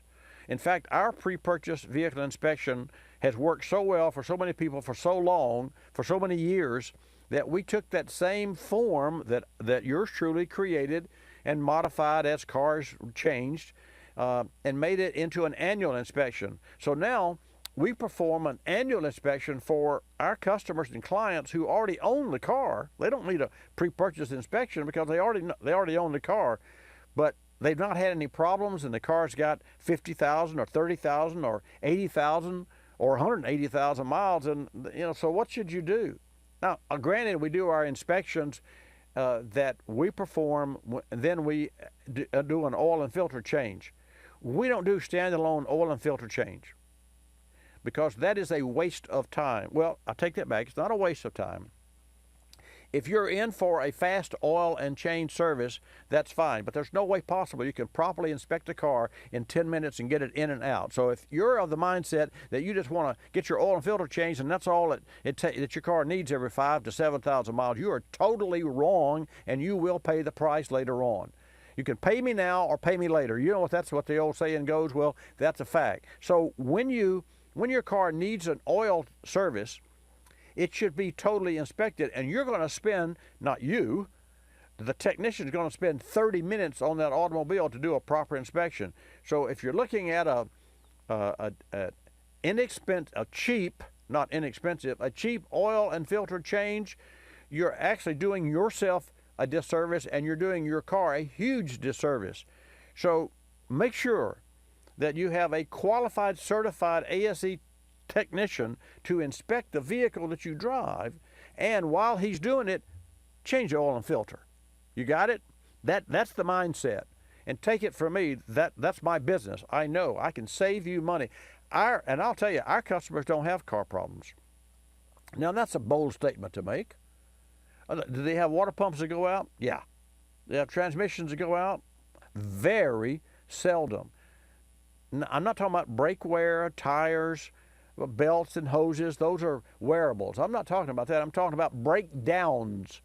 Our customers, when we've been here 46 years, and we have every record online since 2004. Every customer that's ever come into our shop can go online to our Globo, our glove box online in our service shop, and see his or her records of not only the car that they used to have, unless they tell us to take it off, and we still have those records for that car by VIN number. So I just want you to know that it's one of our I'm most proud of that particular setup and procedures that we perform, because we created Globo, which is an acronym for Glove Box Online. So every car that comes into our service shop, we retain those records, and it's available for our customers. And if you're in Florida and then you drive to the state of Washington, and you've already had say a cooling system service or a water pump replaced at our shop, and you get to Washington, your car's overheating, and well, it's got a new, they just put all that new stuff on there. What do they do? Because you don't know what we do, even though we explain it to you, but you really don't know, and the chances of you having the repair order with you are slim to none. I don't care if you're anal about your records, they're probably going to be home in a drawer versus in the glove box of your car, so we make them available in a glove box online, so that when you get to Washington State, if that happens, you can go to a shop and say, well, I don't know what they did. You can go to carclinicservice.com or pre-repair, the prevention of repair, prerepair.com. Look under your name with your username, which is your email address, and your password, which is Globo, Glovebox Online, Globo, and you can change that to your own setting. And then you can look at what we have done, because each repair order to include part numbers, labor, tax, the whole 9 yards, we open the kimono and we store it for you. So if you're in Washington State and you're talking to a service technician at a dealership or an independent shop or somewhere, anywhere, you can go online and see what we did to your car. And so many times people say, well, gosh, and I had a college student that was away at college, and he took his car to a Toyota, and they said, well, you got 105,000 miles or 98,000 miles, you need a timing belt. Well, wait a minute, Likis just did a a service at 90,000 miles. Would that have been included? Should have been. And so this happened, and the daughter of the owner called me and says, well, you know, they're saying the car needs a timing belt, and according to what I remember, you put a timing belt on the car. They thought, because that's what consumers think of shops and or dealerships, the dealership was trying to sell them something they didn't need. Wasn't that at all. They didn't inspect the belt because you have to take the car apart to inspect the belt. They were going by the miles on the vehicle. They were recommending a timing belt if it had not been done. So what did they do? The daughter went online, and by the time that I had talked with the owner, with the mom and pop, the daughter had already seen online that we replaced the belt, showed the dealer, and the dealer said, okay, fine, no problem. No, it was no harm, no foul. It was only the dealer suggesting to this Toyota owner that they replaced the belt because it had 90,000 or 100,000, whatever it was, 90,000 I think it was, and it had 105 at that time. So those are one of the things that you need to understand, and one of the things I'm most proud of. Now, let's get back to the fact about you're buying a used car. Most of you don't realize just how much damage floodwaters can do to your vehicle, and that's a real problem. Not only to the owner of a particular car or truck that falls victim to a catastrophic flood, like Texas, and like appears to be coming up to Miami today or tomorrow, but to prospective buyers that are unaware of the vehicle's history. So what do? Well, there are some things you do. Number one, when you look at a used car, you run the VIN. Now, it sounds, obvious that you should check the vehicle's history to look for repairs, but it's an important step for you to do, and you can do this through Carfax, and that'll tell you, and it's a free, if a car has been in a flood. If you get a positive result, you stop right there. You stop your investigation because you don't want that car. And to that end, here's what happened yesterday when we performed a pre-purchase vehicle inspection. This is a fact. We charge, and this is inexpensive, $90, and it's been that way for years. I just leave it at that. A man came in, bought a used car, was a buy here, pay here lot. Wanted us to do a pre-purchase inspection on it. We wrote up the vehicle. Man said, go ahead and do it. Agreed to the $90, and we did a little road test and then opened the trunk. And immediately saw that it had brand new carpet in the trunk. Now, this was a used car that wasn't that nice, but it had brand new carpet in the trunk. Well, that's great. We lifted the carpet. Why? To check for the jack. Lo and behold, underneath the carpet, everything was rusted. The trunk was rusted, the jack was rusted, a line of rust around the trunk. This car had been in a flood. We stopped right there because this car had other signs as well, but specifically it had definitely been underwater. So we didn't even charge the man $90. We said, you don't want this car. It can't pass muster. So he took that car back. And then he came back in a couple hours with another car that, sure enough, was a decent car. What gets me is why any used car dealer would put a carpet over a rusty jack, because you had to take the floorboard out to put the carpet in. You had to have seen that the jack was rusty. Why would you sweep this rust under the rug, so to speak? The mentality of that is beyond anything I can comprehend. What is it, Jan? Oh, Jan's looking at me and she's rubbing her fingers together because of the money. I guess, but I guess money's not that important to me. And after 46 years in service and passing the man in the mirror test, you know, and I'm not patting myself on the back, I'm patting my team on the back. We didn't even charge this man the inspection because we didn't have to perform the whole inspection. In fact, we didn't have to perform but about 20% of it, and it was a stop right there. So you want to run the VIN to see if the car has been in a flood, number one. And you can't just stop there if the car you're looking at isn't marked by Carfax. So it goes to the second point. First, you check Carfax. Then you have a pre-purchase vehicle inspection performed on that car, just like we did for this customer yesterday. Now, you want to check the electrical system. Let's just say that you're not in a position to get it performed, which is, I don't understand how that could happen, because that's the best money you'll ever spend to save you money. But you look at the electrical system. What do you mean? Well, I don't know how to look at electrical. Well, check the wipers. Do they work? Check the lights. Do they work? Check the radio. Does that work? Check the door locks. Do they work? Check the turn signals. Do they work? And don't look at the battery. Any battery can have corrosion. That doesn't mean the car was in a flood. That's a normal phenomenon, that batteries are corroded. So you want to look beyond that. Then you look at the body to look for rust. But how do you know if if the car's been buffed and maybe the lower panels of the car have been sort of painted? You don't know. It looks really great. Maybe the engine's been sprayed and cleaned and painted. Maybe like the new carpet in this one car that we looked at yesterday, But if every single electrical item works, it's a good sign. But that's still not conclusive piece of evidence that car hasn't been in a flood. So that's why you have to then shift from the electrical system to under the hood to interior. And when I come back from this break, I'm going to share with you some specifics where you, when you are looking for a used car, can inspect that vehicle yourself before you ever spend the money for a pre-purchase inspection, and certainly before you ever sign on the dotted line for that car. You got to check for rust and other things, and I'll share this with you when I come back. Don't touch that dial. In the meantime, now's a good time, 888-227-2546. We recently had the opportunity to work on a 2005 F-150. The vehicle owner was complaining about brake noise. His pads and shoes were not terribly old, but did have some miles on them. He's in the delivery service business, which puts his vehicle through a lot of stop-and-go traffic. This works the brakes really hard and can often lead to glazing and excessive brake dust.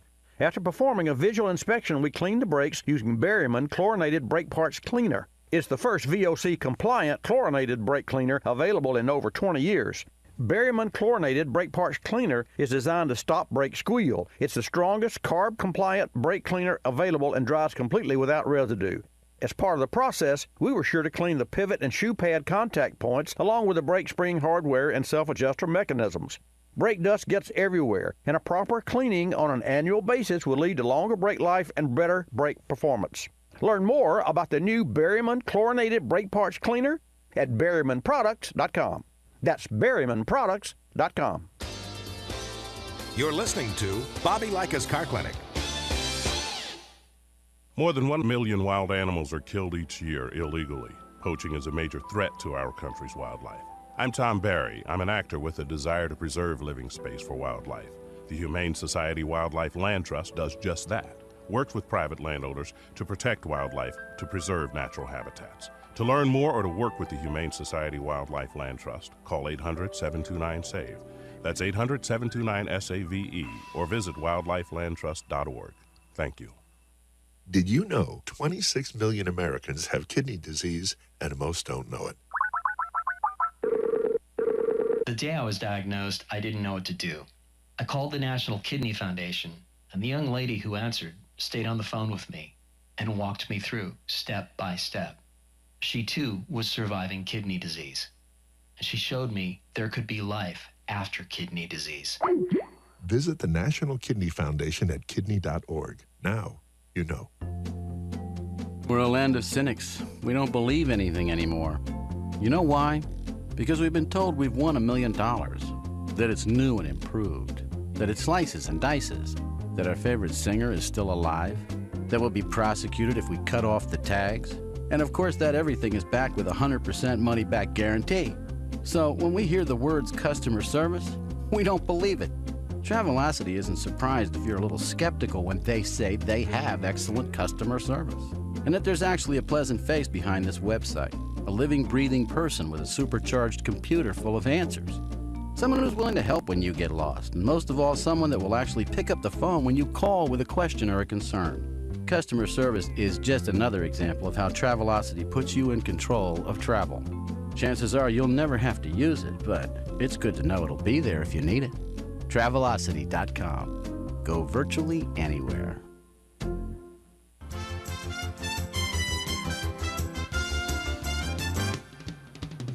And now back to Bobby Likis Car Clinic and your host, Bobby Likis. And welcome back to this segment of Bobby Likis Car Clinic. I'm specifically speaking to the chances of you buying a used car that has been in flood damage. And given the status of the state of Florida today, this weekend, and we still don't know how severe that's going to be, but trust me, there's going to be flooding in South Florida. And we know there are millions of cars, or at least hundreds of thousands of cars or vehicles or vans or whatever that are going to come out of Texas that have been in flood. So how do you know? And even if you're looking at a car that hasn't been in a flood, and that's not an issue at all, how do you know whether or not you're getting a good car? So we provide at Car Clinic Service Pre-Repair right here in Pensacola, Florida, and other shops that are listening across the nation provide a similar service. Everyone in the automotive service industry should provide that service, because that's a way that you can save a lot of people a lot of money. Yeah, some dealers get upset with us because they think we're trying to pick the car apart. Well, that's really not the case at all. And there are a few dealers in our hometown that understand that because they actually send their customers that are thinking of buying their cars to Bobby Likis to get them checked out. Really?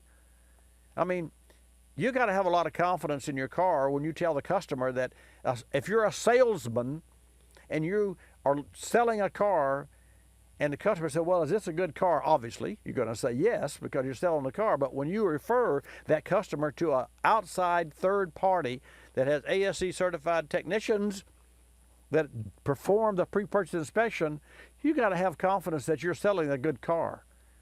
So hats off to those local dealers that provide that service for us. Frontier Motors in my hometown is one of those dealers.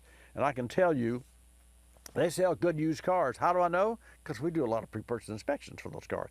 Getting back to the flood victims, the cars that have been victims of floods, even if you don't see physical proof of any corrosion, you should attempt to use all the systems, as I said, in the car.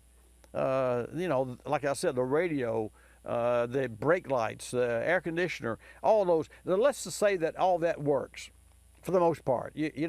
Maybe the heated defroster doesn't work because you didn't think to check it. So what do you do next? Well, you carefully inspect the body for rust. Some cars may have minor rust in a few locations anyway. I mean, we've performed inspections for cars that were obviously from northern states, and the undercarriage is totally rusty because of the sand that is used up there. And you say, well, wait a minute, you're in Florida. Don't you have sand from the beach? Well, no. Unless you live on the beach, on the beach, if you have a house, and even then, if you have a garage on the beach, your car's not going to rust. But if you live on the beach in the open, exposed environment, yeah, you're going to have more rust on bolts under the hood and on chassis. But a rusty differential doesn't mean that the car is bad. Rusty brake lines, that's a different story. Now you're talking serious dollars. You can spend $1,000 easy to replace all the brake lines on a car. And you better make sure that if you have to replace brake lines on a car, that they're replaced with lines that are formed by the technician or lines that are offered by aftermarket companies that are complete lines, not sticks. What is a stick? You can go to any auto repair, any auto parts store on the street and buy a 3-foot, 4-foot, 5-foot section of brake line. And you get a union, and you cut out the bad place that's leaking and splice it. That is a no-no. We do not do that. And as a result, we actually lost some business because we quoted a price on replacing all brake lines. And the owner said, well, I got a better price someplace else. Yeah, because they put sticks in. Because it takes, in order to do that properly, we as an independent shop have to spend right at $500 for the tool to make that line. So the first brake line job that we would do would cost us money. But we buy that tool not to do one job, but to do multiple jobs. Because you only have to buy it one time, and then you're equipped. So it's like a machine shop. It's like doing a valve job. To do a valve job on a car, it's not just to grind the valves. This is old. Now we don't do that. Well, we do that still.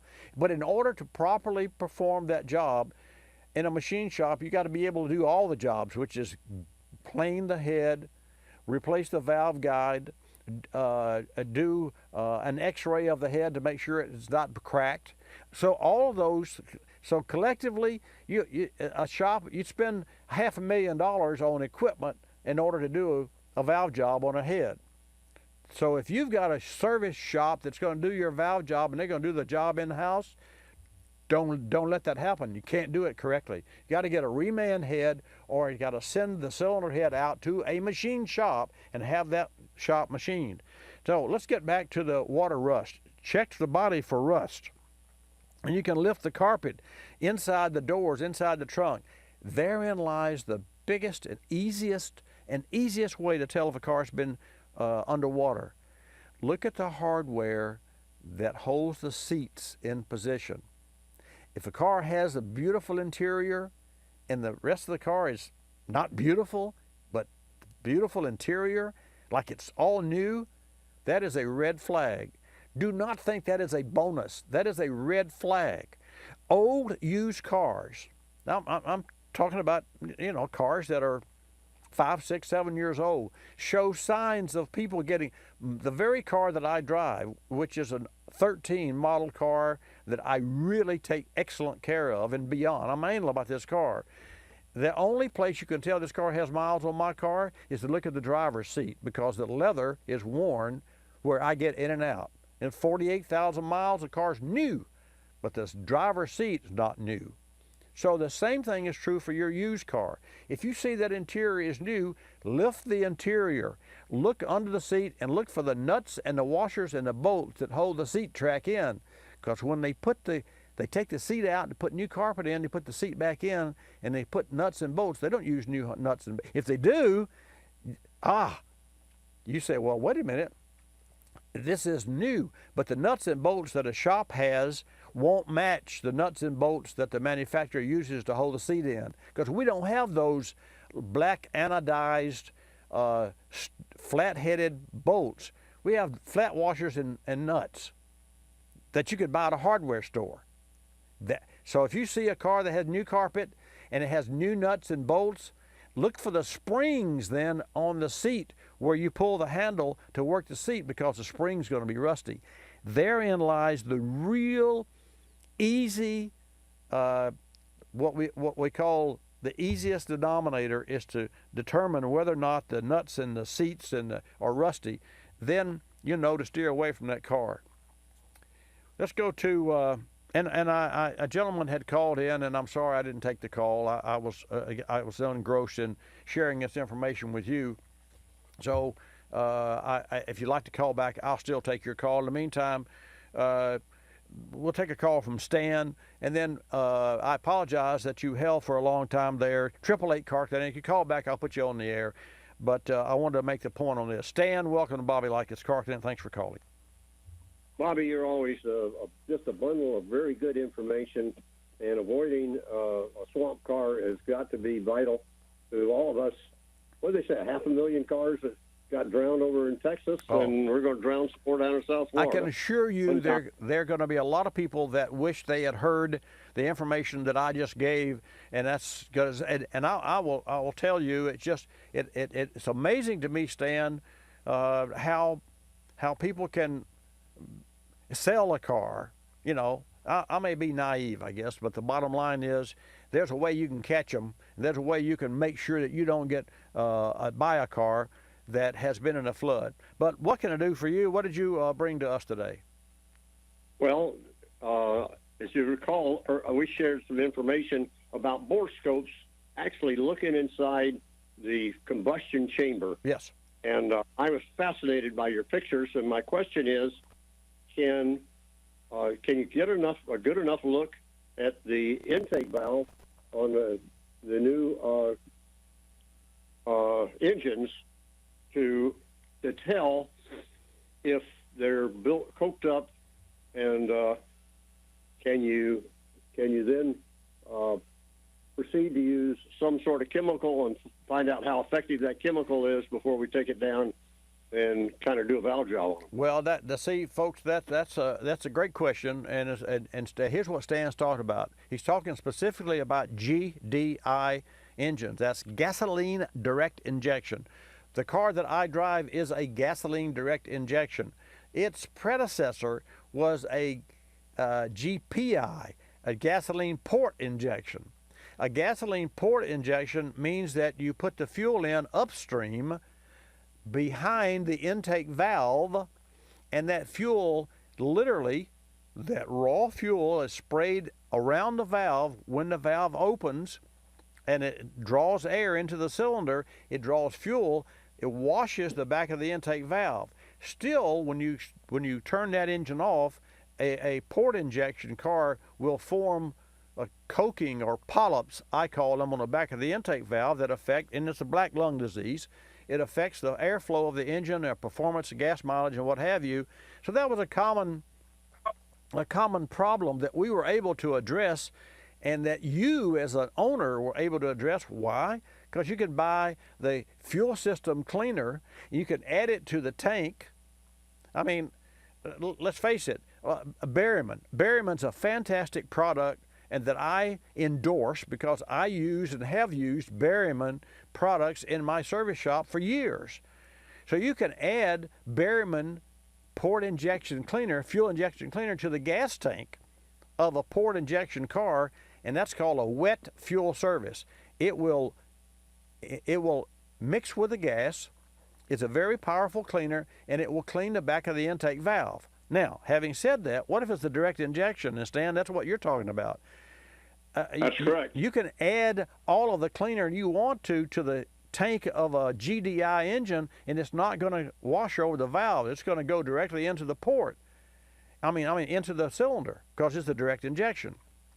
So, getting back, Stan, to the reason for your call and the pictures that we shared, and folks, I recently took pictures of a GDI engine, not because I wanted to take pictures of the port, because I had the intake manifold off and I could look down with my eyes and see there, but of course I couldn't see the valves, and but I could get easy access into the port and take a picture of the valves with my borescope.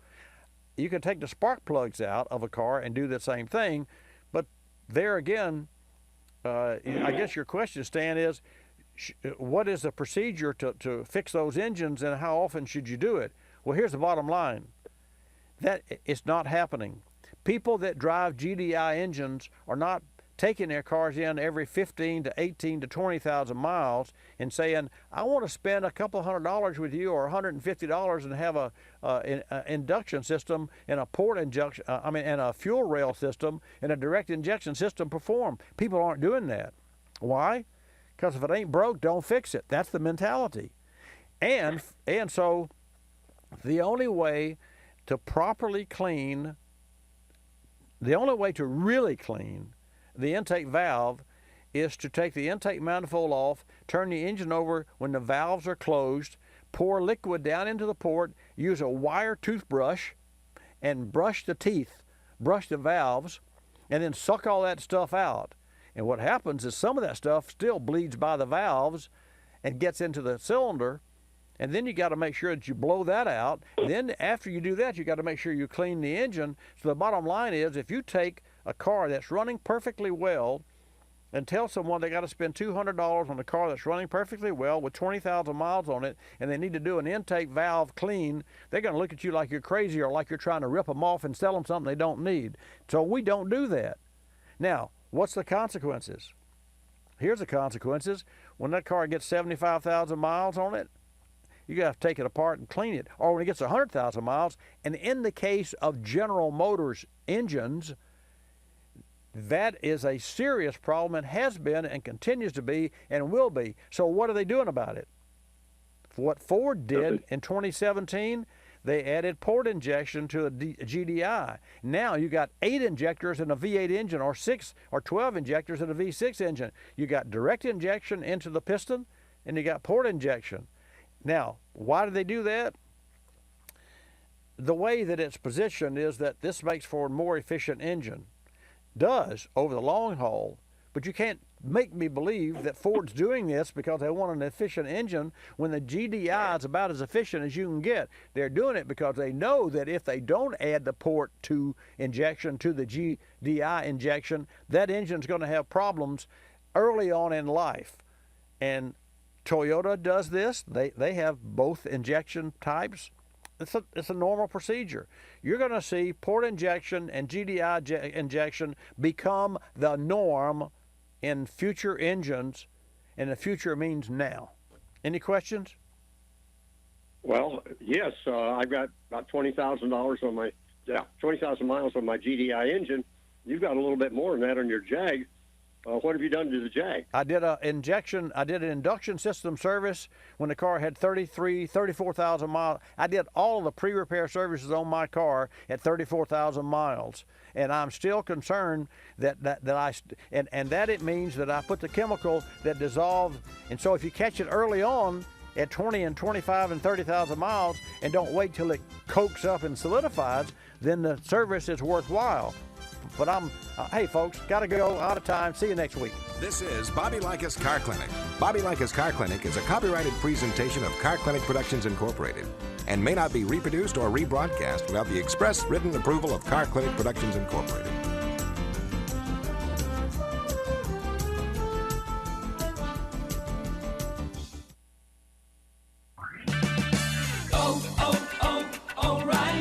Need auto parts? Get them with a click at the new O'ReillyAuto.com. Shop online and we'll ship the order to your home, or you can pick it up for free at the O'Reilly Auto Parts store nearest you. The choice is yours. Shop the way that's convenient for you and get the exact parts you need to get the job done right. O'ReillyAuto.com. Parts for your car wherever you are. O'Reilly Auto Parts. Looking for a new career path? Interested in serving your local community? Become a teacher. American Board for the Certification of Teacher Excellence can help you earn a teaching certificate in a year or less. American Board's online program allows you to set your own schedule for a price that fits your budget. Visit www.americanboard.org. That's americanboard.org for more information on how you can become a teacher. You're listening to Bobby Likis Car Clinic. P. Ricey Outfitters, I'm Tina. How can I help you? I'd like to place an order. Great. Which item? The cotton roll neck sweater, large. Okay. Periwinkle, loaded, or caramel? The caramel, please. The what? I'd like it in caramel. Oh, the caramel? Yeah, that's what I said, Tina. Actually, you said caramel when it's pronounced caramel. Can't we just call it yellow? No. Everyone knows the best part of a Milky Way. They just don't know how to say it. After all, it's our caramel. It's caramel. Ugh, that makes a Milky Way great. You start my morning, you stir in my soul, you warm my heart, make me feel whole. Your aroma calls me, starts my morning, happy morning. Your name is Folgers Mountain Grown, now you're here. Your aroma helps me wake up.